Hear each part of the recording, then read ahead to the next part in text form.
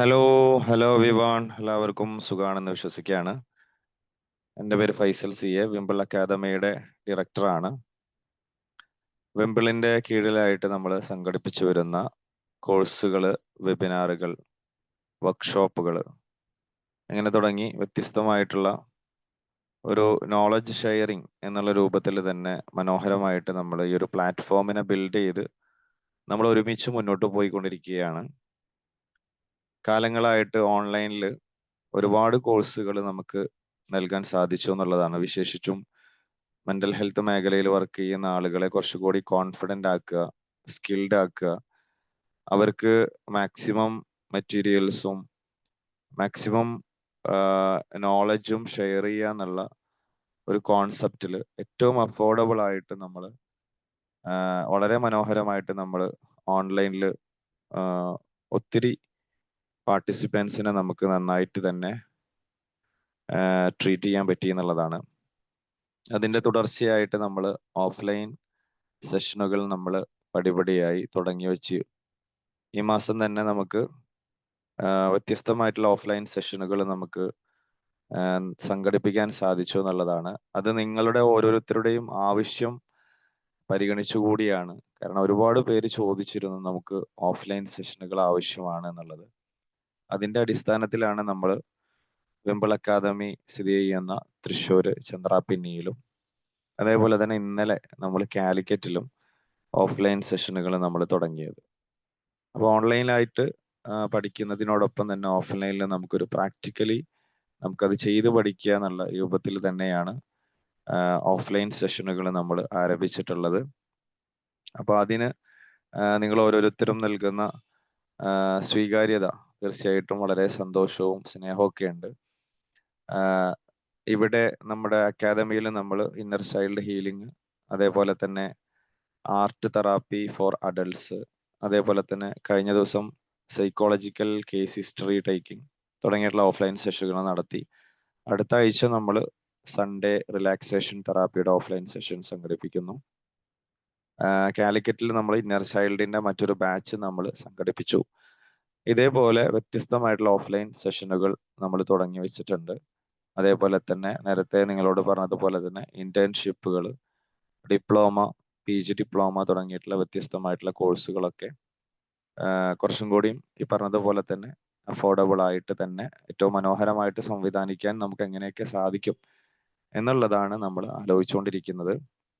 അപ്പൊ ഇത്തരം വിംബിൾ നടത്തുന്ന ഓരോ പ്രവർത്തനങ്ങളും വിശേഷിച്ചും നമ്മൾ രാവിലെ 5:30 മുതൽ നമ്മുടെ പ്രവർത്തനങ്ങൾ തുടങ്ങുന്നു എന്നുള്ളതാണ്. രാവിലെ 5:30 മണിക്ക് മോർണിംഗ് സർക്കിൾ, ആ മോർണിംഗ് സർക്കിളിൽ അംഗമാകാത്തവരുണ്ടെങ്കിൽ നിങ്ങൾക്ക് ജോയിൻ ചെയ്യാം. ഏറ്റവും മനോഹരമായി നമ്മുടെ ജീവിതത്തെ അല്ലെങ്കിൽ ഒരു ദിവസത്തെ നമ്മൾ കെട്ടിപ്പടുക്കുക എന്നുള്ള അടിസ്ഥാനത്തിൽ തന്നെ രാവിലെ 5:30 മുതൽ നമ്മുടെ പ്രോഗ്രാമുകൾ ആരംഭിക്കുന്നുണ്ട്. അപ്പൊ അതിലൊക്കെ അവതാരകരായിട്ടും പാർട്ടിസിപ്പൻസ് ആയിട്ടും ഒക്കെ ഒത്തിരി പേര് ജോയിൻ ചെയ്യുന്നു. പിന്നെ ദിനേന എന്നോണം നമ്മൾ കൊടുക്കുന്ന ഫ്രീ വെബിനാറുകൾ, സൗജന്യമായിട്ട് നമ്മൾ നൽകുന്ന വെബിനാറുകൾ ഇന്നുണ്ട്, നാളെയുണ്ട്, മറ്റന്നാളുണ്ട്. എല്ലാ ദിവസങ്ങളിലും നമുക്ക് വെബിനാറുകളുണ്ട്. എല്ലാ ദിവസങ്ങളിലും നമുക്ക് വ്യത്യസ്തമായിട്ടുള്ള വർക്ക്ഷോപ്പുകൾ. ഇനി നമുക്ക് വരാൻ പോകുന്നത് DBT ആണ്. നിസാർ സാറിന്റെ തന്നെ DBT വരാൻ പോകുന്നു. അത് കഴിഞ്ഞാൽ CBTയുടെ 5 days വർക്ക്ഷോപ്പിന്റെ 20th ബാച്ച് വരുന്നു. പിന്നെ അതിനുശേഷം വർഷ മാമിന്റെ അടുത്തതായിട്ട് വരുന്നത് ABA തെറാപ്പിയാണ്. ABA തെറാപ്പി വരുന്നു. ബ്രെയിൻ ജിം വരുന്നു. അതിനുശേഷം പിന്നെ ഓരോ പ്രോഗ്രാമുകളായിട്ട് ഇങ്ങനെ കടന്നു വരുന്നുണ്ട്. ലേണിംഗ് ഡിസബിലിറ്റി മാനേജ്മെന്റിന്റെ അടുത്ത കോഴ്സ് വരുന്നു. അങ്ങനെ വ്യത്യസ്തമായിട്ടുള്ള കോഴ്സുകളും വർക്ക്ഷോപ്പുകളും ഒക്കെ ആയിട്ട് വ്യത്യസ്തമായിട്ട് നമ്മൾ മുന്നോട്ട് പോയിക്കൊണ്ടിരിക്കുകയാണ്. ഇപ്പൊ ഒട്ടുമിക്ക പരിപാടികളിലും രാവിലെ മുതൽ തന്നെ പങ്കെടുക്കുന്ന ആളുകളുണ്ട്. അപ്പൊ എല്ലാവരോടും സന്തോഷവും സ്നേഹമൊക്കെ അറിയിക്കുകയാണ്. ഒരു പുതിയ നമ്മുടെ ഈ ഒരു മെന്റൽ ഹെൽത്ത് മേഖല നമുക്ക് എല്ലാവർക്കും അറിയാവുന്നത് തന്നെ ഒത്തിരി ആളുകളെ ആവശ്യമാണ്. നമ്മൾ വിചാരിക്കുന്നത് പോലെ തന്നെ നമ്മൾ മാത്രം നിലനിന്നത് കൊണ്ട് മാത്രം നമുക്ക് സമൂഹത്തെ സേവിക്കാനോ സമൂഹത്തെ സമുദ്ധരിക്കാനോ ഒന്നും സാധിക്കില്ല. അപ്പൊ തീർച്ചയായിട്ടും നമ്മൾക്ക് കൂടുതൽ അറിവുകൾ നമുക്ക് ഷെയർ ചെയ്യാനും പുതിയ പുതിയ ആളുകളെ നമുക്ക് സമൂഹത്തിലേക്ക് വാർത്തെടുക്കാനൊക്കെ സാധിക്കണം. അതിന് നമ്മളെല്ലാവരും ഒരുമിച്ച് നിൽക്കണം. ഒരുപാട് മെന്റൽ ഹെൽത്ത് പ്രൊഫഷണലുകളെ സമൂഹത്തിന് ആവശ്യമാണ്. ഓരോ സ്കൂളുകളിലും ആവശ്യമാണ്. ഓരോ കമ്മ്യൂണിറ്റികളിലും ആവശ്യമാണ്. ഓരോ വീടുകളിലും നമ്മൾ അധിവസിക്കുന്ന നമ്മുടെ വീടുകളിൽ തന്നെ എത്രയോ പ്രയാസങ്ങൾ നടന്നുകൊണ്ടിരിക്കുന്നു അല്ലെ. അപ്പൊ തീർച്ചയായിട്ടും ഓരോ വീടുകളിലും ഏറ്റവും മനോഹരമായിട്ട് മെന്റൽ ഹെൽത്ത് കൈകാര്യം ചെയ്യാൻ പറ്റുന്ന ആളുകൾ ഉണ്ടാകണം എന്ന സ്ഥിതിയിലേക്കാണ് കാലഘട്ടം മുന്നോട്ട് പോയിക്കൊണ്ടിരിക്കുന്നത്. ഈവൻ നമ്മൾ സൈക്കോളജിസ്റ്റ് ആകാം, നമ്മൾ കൗൺസിലർ ആകാം, നമുക്കും സ്ട്രെസ് ഉണ്ട്, നമുക്കും പലപ്പോഴും ആങ്സൈറ്റി ഉണ്ടാവുന്നു, നമ്മൾ പലപ്പോഴും ഡിപ്രസ്ഡ് ആകുന്നു അല്ലെ. അപ്പോൾ ഇങ്ങനെ ഉള്ള ഒരു കാലഘട്ടത്തിൽ തീർച്ചയായിട്ടും മെന്റൽ ഹെൽത്ത് മേഖലയിൽ വർക്ക് ചെയ്യുന്ന ആളുകളെ പരമാവധി അവരെ നോളജുകൾ ഷെയർ ചെയ്തും സ്കില്ലാക്കിയും ഒക്കെ നമുക്ക് മുന്നോട്ട് കൊണ്ടുപോകാൻ പറ്റുന്ന, നമുക്ക് ഒരുമിച്ച് നിൽക്കാൻ പറ്റുന്ന ഒരു മനോഹരമായിട്ടുള്ള ഒരു പ്ലാറ്റ്ഫോമാണ് വിംപിൾ എന്ന് പറയുന്നത്. അപ്പൊ അതിനെ സ്നേഹിച്ചും അതിനോട് ചേർന്ന് നിന്നും സഹകരിക്കുന്ന എല്ലാ പ്രിയപ്പെട്ട പാർട്ടിസിപ്പൻസിനും സന്തോഷങ്ങൾ അറിയിക്കുകയാണ്. ഇന്ന് നമ്മൾ സംഘടിപ്പിക്കുന്ന ഈ ഒരു ഫ്രീ വെബിനാറിന്റെ ടോപ്പിക് എന്ന് പറയുന്നത് ഇന്റർപേഴ്സണൽ തെറാപ്പി എന്നുള്ളതാണ്. ഇന്റർപേഴ്സണൽ തെറാപ്പി മാത്രമായിട്ട് നമ്മൾ നേരത്തെ ഒരു ഫ്രീ വെബിനാർ സംഘടിപ്പിച്ചിട്ടുണ്ടായിരുന്നു. നമ്മുടെ വിംപിൾ അക്കാദമിയുടെ യൂട്യൂബ് ചാനലിൽ പോയി കഴിഞ്ഞാൽ ഒരുപാട് തെറാപ്പികൾ, ഇപ്പൊ നമ്മൾ ഓരോ തെറാപ്പികളും ഓരോ പ്രോബ്ലത്തിന് എങ്ങനെ കൊടുക്കുന്നു എന്നുള്ളതാണ് ഇപ്പൊ ചെയ്യുന്നത്. നേരത്തെ ഈ എല്ലാ തെറാപ്പികളും ഫ്രീ ആയിട്ട് തന്നെ കംപ്ലീറ്റ് ഒരു പിന്നെ ഒരു 1 hour സെഷൻ, ഒരു 1.5 hour സെഷൻ നേരത്തെ ചെയ്തിട്ടുണ്ടായിരുന്നു. അത് നിങ്ങൾ പിന്നെ യൂട്യൂബിൽ നോക്കിക്കഴിഞ്ഞാൽ പ്രീവിയസ് പോയി കഴിഞ്ഞാൽ നിങ്ങൾക്ക് കിട്ടും. ഇപ്പോൾ ആ തെറാപ്പികൾ തന്നെ ഓരോ പ്രോബ്ലംസ് വരുന്ന സമയത്ത് നമുക്ക് എങ്ങനെ കൊടുക്കാൻ പറ്റും എന്നുള്ളതാണ് ഇപ്പൊ നമ്മൾ ചർച്ച ചെയ്തുകൊണ്ടിരിക്കുന്നത്. അപ്പോൾ interpersonal therapy four behaviour problem in child and adolescent എന്നുള്ള ഒരു ടോപ്പിക്കാണ് ഇന്ന് നമ്മൾ കൈകാര്യം ചെയ്യാൻ പോകുന്നത്. ഫാക്കൽറ്റിയെ നിങ്ങളെ പരിചയപ്പെടുത്തേണ്ട ആവശ്യമില്ല. നിസാവ് സാറാണ് നമ്മുടെ പ്ലാറ്റ്ഫോമിൽ CBT അടക്കമുള്ള വ്യത്യസ്തമായിട്ടുള്ള കോഴ്സുകൾ ലീഡ് ചെയ്യുന്നത് നിസാവ് സാറാണ്. CBTയുടെ 5 days വർക്ക്ഷോപ്പ് നമ്മൾ 20th ബാച്ച് ഇപ്പോൾ 26-ാം തീയതി മുതൽ നമ്മൾ തുടങ്ങാൻ പോകുന്നു. ഏകദേശം 19 ബാച്ചുകൾ നമ്മൾ കംപ്ലീറ്റ് ചെയ്തു. 1000-ലധികം 1200 പേരോളം CBT 5 days വർക്ക്ഷോപ്പ് കംപ്ലീറ്റ് ചെയ്തു എന്നുള്ളതാണ്. അപ്പോൾ ഇത്രയധികം നല്ല രീതിയിൽ നമ്മളോട് സഹകരിക്കുന്ന, നമ്മുടെ ചേർന്ന് നിൽക്കുന്ന ഒരാളാണ് നിസാവ് സാറ്. അപ്പൊ നിസാവ് സാറിന്റെ ഈ ഒരു സെഷൻ തീർച്ചയായിട്ടും നിങ്ങൾക്ക് നല്ലൊരു ഫുൾഫുൾ ആയിരിക്കും. പരമാവധി നിങ്ങളുടെ ചോദ്യങ്ങളൊക്കെ ഉണ്ടെങ്കിൽ അത് ചോദിച്ച് ക്ലിയർ ചെയ്തതിന് ശേഷമായിരിക്കണം ഈ ഒരു സെഷൻ പിരിഞ്ഞു പോകേണ്ടത്. അപ്പോൾ നിസാവ് സാറ് കാലിക്കറ്റ് സ്വദേശിയാണ്. ഇപ്പൊ അബുദാബിയിൽ നിന്നാണ് സംസാരിക്കുന്നത്. അതേപോലെ തന്നെ consultant psychologist, psycho therapist, remedial trainer തുടങ്ങി വ്യത്യസ്ത മേഖലയിൽ സാറ് സേവനം അനുഷ്ഠിച്ചു വരുന്നു. വിംപിളിനോടൊപ്പം ഏകദേശം 1 വർഷത്തിലധികമായിട്ട് സാറ് വിംപിളിനോടൊപ്പം ഉണ്ട്. നമ്മുടെ എല്ലാ പ്രോഗ്രാമുകൾക്കും നമ്മുടെ കൂടെ ചേർന്ന് നിൽക്കുന്ന ഒരു വ്യക്തിത്വമാണ്. അപ്പോൾ ആ ഒരു സന്തോഷം സാറിനെ അറിയിക്കുന്നു. അതേപോലെ തന്നെ ഒരിക്കൽ കൂടി എല്ലാ പ്രിയപ്പെട്ട പാർട്ടിസിപ്പൻസിനെയും ഇന്നത്തെ ഈ ഒരു സെഷനിലേക്ക് ഹൃദ്യമായി സ്വാഗതം ചെയ്തുകൊണ്ട് നിസാവ് സാറിനെ വളരെ സ്നേഹത്തോടെ ഈ ഒരു സെഷൻ ലീഡ് ചെയ്യാൻ വേണ്ടി ഞാൻ ഇൻവൈറ്റ് ചെയ്യുന്നു. Thank you so much.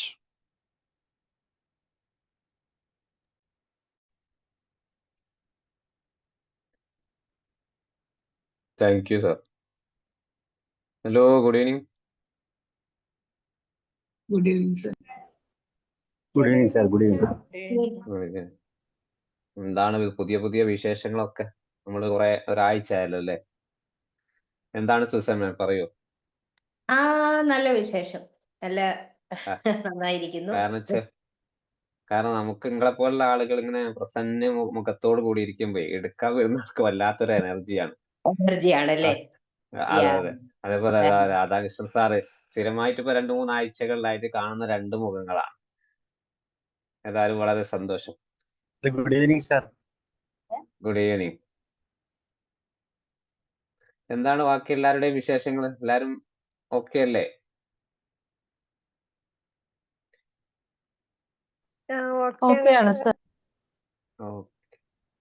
ഇപ്പോ നമ്മൾ സാറ് പറഞ്ഞതുപോലെ തന്നെ നമ്മൾ ഈ ഒരു പിന്നെ പ്ലാറ്റ്ഫോം നമുക്ക് ഓൺലൈനുകളാണ് ഇപ്പൊ നിലവിലുള്ള ഒക്കെ എന്താണെങ്കിൽ പോലും നമ്മൾ, കാരണം ഈ കിട്ടുന്ന ചാൻസസുകൾ അല്ലെങ്കിൽ ഈ കിട്ടുന്ന നമുക്ക് ഇടയ്ക്കൊക്കെ കിട്ടുന്ന ഒരു വെബിനാറുകൾ, ഇപ്പൊ തെറാപ്പി ആണെങ്കിൽ പോലും മറ്റ് റിലേറ്റഡ് സൈക്കോളജി വിഷയങ്ങൾ ആണെങ്കിൽ പോലും നമ്മൾ ഈ ഒരു പഠിക്കുന്ന സമയത്തും അല്ലെങ്കിൽ നമുക്ക് വർക്ക് ചെയ്യുന്ന സമയത്തും നമുക്ക് കിട്ടുന്ന വലിയ അനുഗ്രഹം തന്നെയാണെന്ന് പറയാം. കാരണം ഞങ്ങളൊക്കെ പഠിക്കുന്ന സമയത്ത് ഇങ്ങനത്തെ ഈ ഓൺലൈൻ ക്ലാസ്സുകളൊക്കെ നമ്മളൊക്കെ എല്ലാം പെയ്ഡ് ആയിട്ട് പോയിട്ടുള്ള ആളുകളാണ്. അപ്പൊ മാക്സിമം എന്താണ് ഒരു സെഷൻ ഒരു 1 അവർ നിങ്ങൾ ഇരിക്കുകയാണെങ്കിൽ എന്തെങ്കിലുമൊക്കെ ഒരു പോയിന്റ് കിട്ടുക മാക്സിമം എഴുതി വെക്കുക. ഒരു സെഷൻ എന്താണ് കേട്ട് പോവാതെ എന്തെങ്കിലും ടെക്നിക്കലായി നിങ്ങൾക്ക് ഒരു കേസിലേക്ക് നിങ്ങൾക്ക് വരികയാണെങ്കിൽ മാക്സിമം യൂട്ടിലൈസ് ചെയ്യുക എന്നുള്ളതാണ്.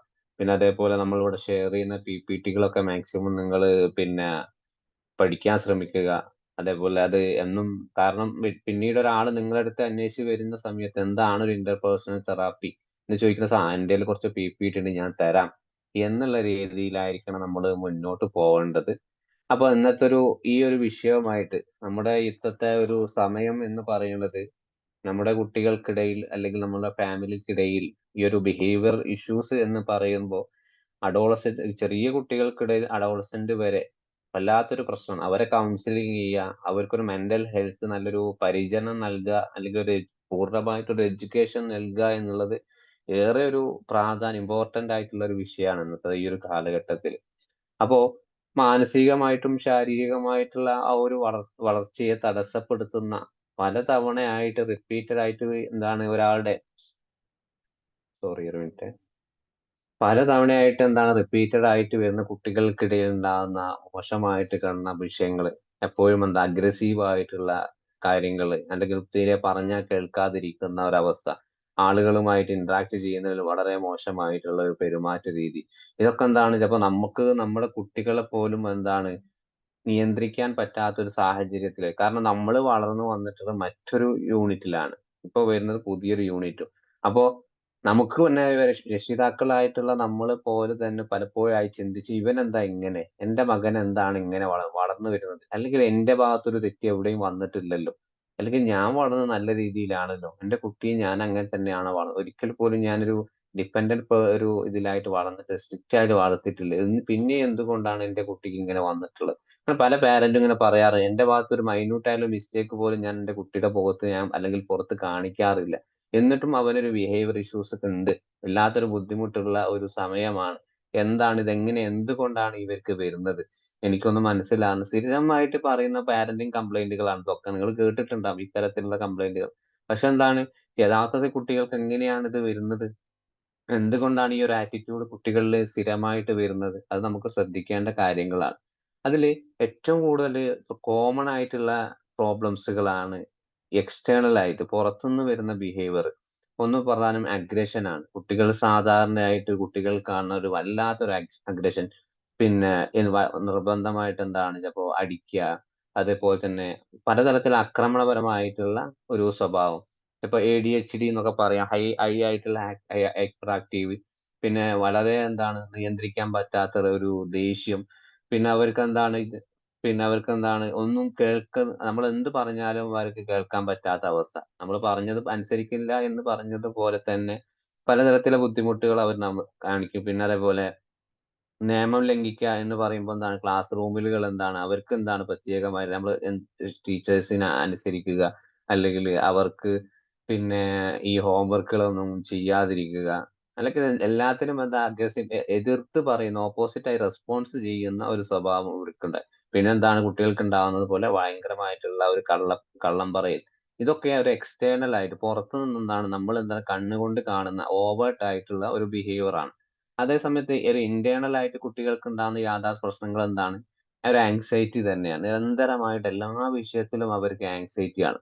ചെറുപ്രായത്തിൽ തന്നെ 5-6 വയസ്സ് മുതൽ ചെറിയ കുട്ടികൾക്ക് തുടങ്ങും. കാരണം എന്താണ്, ആളുകൾ വീട്ടിൽ ഒരാൾ വന്നാൽ പോലും അവർക്ക് മുന്നിലേക്ക് പോയി സംസാരിക്കുന്നില്ല, എല്ലാം ഒരു പേടി പോലെ. പിന്നെന്താണ് ഡിപ്രസീവ് ആയിട്ടുള്ള ഒരു അവസ്ഥയിൽ കുട്ടികൾ പോകുന്നു. രാത്രിയൊക്കെ ഭയങ്കരമായിട്ടുള്ള കരച്ചില്, രാവിലെ എഴുന്നേറ്റാൽ പോലും വളരെ ലോ എനർജി ലെവൽ കുട്ടികളിൽ കാണുന്നു. പഠനത്തിലൊക്കെ ആണ് കുട്ടിക്ക് എന്താണ് അറ്റൻഷൻ കിട്ടുന്നില്ല, വളരെ ക്ഷീണിതമായിട്ടുള്ള ഒരു അവസ്ഥയിൽ കൂടെ അവർ പോവുകയാണ്. പിന്നെ അവർക്ക് എന്താണ് ഒരു വിഡ്രോവൽ സിംറ്റംസ് എപ്പോഴും എന്താണ്, എനിക്കെപ്പോഴും എൻ്റെ അടുത്ത് എപ്പോഴും ആരെങ്കിലും വേണം, അല്ലെങ്കിൽ അമ്മ എൻ്റെ കൂടെ എപ്പോഴും വേണം, അല്ലെങ്കിൽ അച്ഛൻ എപ്പോഴും എൻ്റെ കൂടെ വേണം എന്നുള്ള ഒരു തോട്ട്, ആരും ഇല്ലാതെ ആ കുട്ടിക്ക് വല്ലാത്തൊരു പേടിയാണ്, എക്സസീവ് ആയിട്ടുള്ള ഒരു പേടി. പിന്നെ ഗിൽറ്റി ഫീലിങ്സ്, ഇതൊക്കെ എന്താണ് ഇന്റേണലി നമുക്ക് പറയാൻ പറ്റാത്ത, നമ്മൾ കണ്ടെത്താൻ പറ്റാത്ത കോവേർട്ട് ബിഹേവിയർ ആണ്. ഒരു ആങ്സൈറ്റി കുട്ടിക്ക് ഉണ്ടെങ്കിൽ നമുക്ക് എന്താണ് അത് പെട്ടെന്ന് കണ്ടെത്താൻ കഴിയണമില്ല.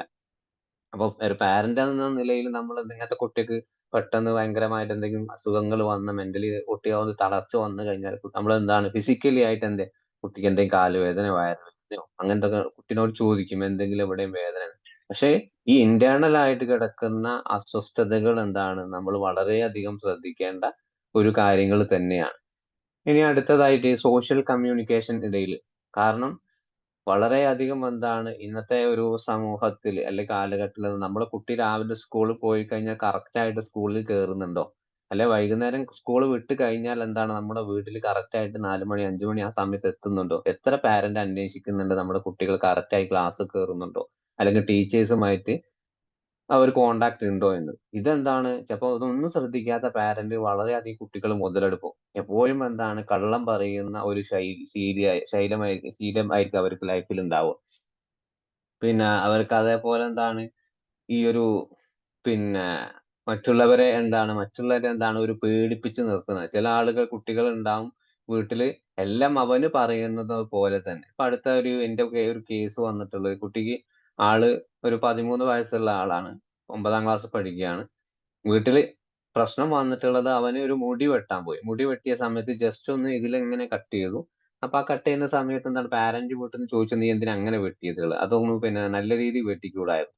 ഈ ഒരൊറ്റ ചോദ്യത്തിൽ ആളെന്ത് ചെയ്തു, വല്ലാതെ ശരീരം ഒന്നായിട്ട് തളർന്നിട്ട് പിന്നെ ഒന്നും പറ്റാത്ത പെട്ടെന്ന് തന്നെ ഹോസ്പിറ്റലിലേക്ക് കൊണ്ടുപോകേണ്ട പ്രശ്നങ്ങളായി. കാരണം അവനത് പറഞ്ഞത് പറ്റിയിട്ടില്ല. അതേപോലെ ഒരു അറ്റൻഷൻ സീക്കിങ്, എല്ലാ കാര്യത്തിനും ആളുകൾക്ക് ബുദ്ധിമുട്ടുണ്ടാക്കുന്ന രീതി, എന്ത് പറഞ്ഞാലും കേൾക്കാതെ, എന്ത് പറഞ്ഞത് നെഗറ്റീവ് ആണോ പോസിറ്റീവ് ആണോ എന്നുള്ള ഒരു അനുസരിച്ച് കുട്ടികളുടെ സ്വഭാവം അവർക്ക് തന്നെ മനസ്സിലാക്കാൻ പറ്റാം. പിന്നെ പിയർ റിജക്ഷൻ എന്ന് പറയുന്നതാണ് സുഹൃത്തുക്കൾക്കിടയിലുള്ള ഈ ഒരു പിന്നെ വളരെയധികം പിന്നെ ചില ഫ്രണ്ട്ഷിപ്പുകൾ ചില കുട്ടികൾ കാണാറുണ്ട്. ഫ്രണ്ട്ഷിപ്പ് പറയുന്നത് അവർ പറയുന്നത് പോലെ അവർ കേൾക്കും. അല്ലെങ്കിൽ ഞാൻ എന്റെ കൂട്ടുകാരെ കഴിഞ്ഞിട്ട് എനിക്ക് എന്റെ ലൈഫിൽ എല്ലാം ഉള്ളൂ. ചെറുപ്രായത്തിൽ തന്നെ ഇങ്ങനത്തെ കുട്ടികൾക്ക് എന്തുണ്ടാവും. പിന്നെ അതേപോലെ ഈ ഒരു മറ്റ് ഡ്രഗ്സുമായിട്ട് ബന്ധപ്പെട്ട് നോക്കുമ്പോൾ പല കുട്ടികൾക്ക് അവരുടെ കൂടെയുള്ള ആരെങ്കിലും ഒരാൾ ഉപയോഗിച്ച് ശീലിച്ചിട്ടുണ്ടെങ്കിൽ മറ്റുള്ള ആളെ പുഷ് ചെയ്യുന്ന രൂപത്തിലേക്കായിരിക്കും ഈ ഒരു പ്രശ്നങ്ങൾ സോഷ്യലായി കമ്മ്യൂണിക്കേഷൻ ഇഷ്യൂസിൽ വരിക. പിന്നെ അതേപോലെയാണ് ഈ ഒരു സ്കൂൾ റിലേറ്റഡ് ആയിട്ടുള്ള കാര്യങ്ങൾ. ചില കുട്ടികൾക്ക് സ്കൂൾ തീരെ പറ്റുന്നുണ്ടാവില്ല, പല പ്രശ്നങ്ങളും അവർക്ക് അവിടെ ഉണ്ടാവും. പിന്നെ ക്ലാസ്സിൽ കയറാതെ മാറി നടക്കുക, പിന്നെ അതേപോലെ ചിലപ്പോൾ ടീച്ചേഴ്സിന് അവര് പറയുന്നത് എന്താണെന്ന് കേൾക്കാതിരിക്കുക, ഹോംവർക്കുകളൊന്നും ചെയ്യാതിരിക്കുക. പിന്നെ അതേപോലെ ചില വിഷയത്തിലൊക്കെ ആൾക്ക് പൂർണ്ണമായിട്ടുള്ള ഒരു അറ്റൻഷൻ ഇല്ലാത്തത് കൊണ്ട് തന്നെ ചില പ്രശ്നങ്ങൾ. അപ്പൊ ഒരു കുട്ടി എഴുന്നേറ്റ് നിന്നിട്ട് എല്ലാ ചോദ്യങ്ങൾക്കും ഞാൻ ഉത്തരം പറയാന്ന് പറയുമ്പോൾ അവിടെ ഒരു അറ്റൻഷൻ കിട്ടാൻ വേണ്ടിയിട്ടാണ്. ഞാൻ എന്തെങ്കിലും ഒരു ആങ്സൈറ്റി ആ കുട്ടിയുടെ ഉള്ളിൽ ഉള്ളത് കൊണ്ടാണ് എല്ലാ ചോദ്യങ്ങൾക്കും മറ്റുള്ള കുട്ടികൾ ഉത്തരം പറയുന്നതിന് മുമ്പ് കൈകൊണ്ട് ഞാൻ പറഞ്ഞോളാം, അല്ലെങ്കിൽ തെറ്റായിട്ടുള്ള ഉത്തരങ്ങൾ അവിടെ പറയും. ഇങ്ങനെ പലതരത്തിലുള്ള സ്കൂൾ റിലേറ്റഡ്. പിന്നെ ചില കുട്ടികൾക്ക് ആദ്യമായിട്ട് LKG UKG ഒക്കെ പോണ സമയത്ത് പാരന്റ് അവിടെ തന്നെ നിൽക്കണം. കാരണം അവർ മുമ്പ് അംഗനവാടിയിലുള്ള ആ ഒരു സമയത്ത് എവിടെയും പോയിട്ടില്ല. അതുകൊണ്ട് പെട്ടെന്ന് ക്രൗഡിലേക്ക് എത്തുമ്പോൾ അതിന്റെ ഒരു ബുദ്ധിമുട്ടുകൾ ഉണ്ടാവും. ചില പാരന്റ്സ് ഈ ട്രാൻസ്ഫർ ആയിട്ട് വരുന്ന സമയത്ത് അങ്ങോട്ടും ഇങ്ങോട്ടൊക്കെ മാറുമ്പോൾ അതിൻ്റെതായ കുട്ടികൾക്ക് സ്കൂൾ റിലേറ്റഡ് ആയിട്ടുള്ള വിഷയങ്ങൾ ഉണ്ടാവും.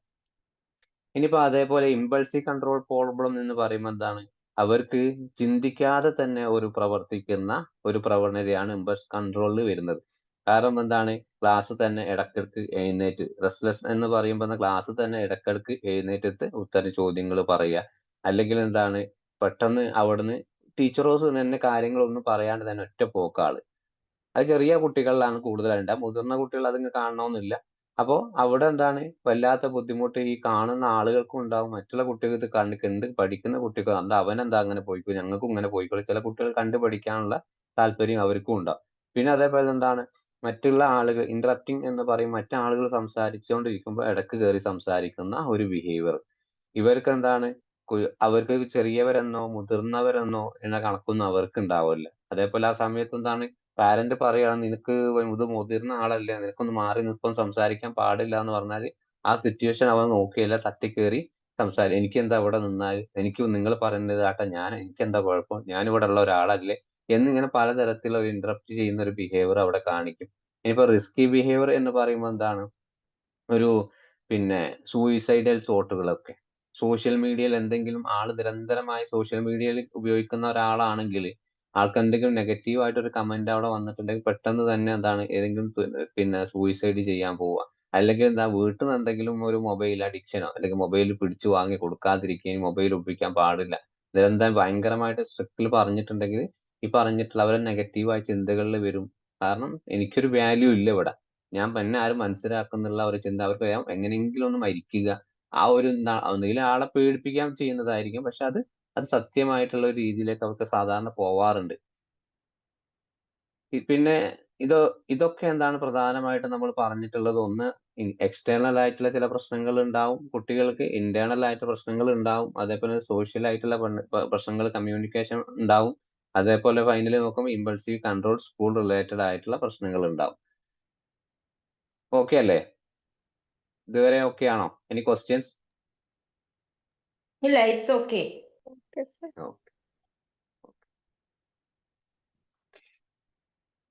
ഇനിയിപ്പോ അടുത്തത്, പിന്നെ ഇത് എന്തുകൊണ്ടാണ് ഇപ്പൊ ഈ ഒരു ഇങ്ങനത്തെ നമ്മളിപ്പോ 5 തരത്തിലുള്ള വിഷയങ്ങൾ റിലേറ്റഡ് ആയിട്ടുള്ള കാര്യങ്ങൾ കുട്ടികൾക്ക് ഈ ഒരു പെരുമാറ്റ പ്രശ്നങ്ങൾക്ക് പ്രധാന കാരണങ്ങൾ എന്തൊക്കെയാണ്?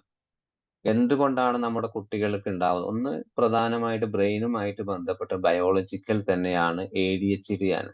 ചെറിയ കുട്ടികളുടെ പ്രായത്തിൽ തന്നെ എന്താണ് ആ ഒരു ജനന സമയത്ത് തന്നെ മാതാവിന് എന്തെങ്കിലും പ്രയാസങ്ങൾ ഉണ്ടെങ്കിൽ ബ്രെയിനുമായിട്ടോ അല്ലെങ്കിലും ആ സമയത്ത് ടെൻസീവ് ആയിട്ടുള്ള കാര്യങ്ങളൊക്കെ അവർക്ക് ഉണ്ടായിട്ടുണ്ടെങ്കിൽ ജനിക്കുന്ന കുട്ടിനെ അത് ബാധിക്കാനുള്ള പിന്നെ എന്താണ് സാധ്യത കൂടുതലാണ്. അതുകൊണ്ടാണ് നമ്മൾ പറയുന്ന ഒരു പ്രസവം അവസാനം ഒരു 9-ാം മാസം ഒക്കെ ആവുന്ന സമയത്ത് എന്താണ് അമ്മ നല്ല ഹാപ്പി ആയിരിക്കണം, എനർജറ്റിക് ആയിരിക്കണം, ടെൻഷൻ ഒന്നും പാടില്ല എന്നൊക്കെ പറയുന്നത്.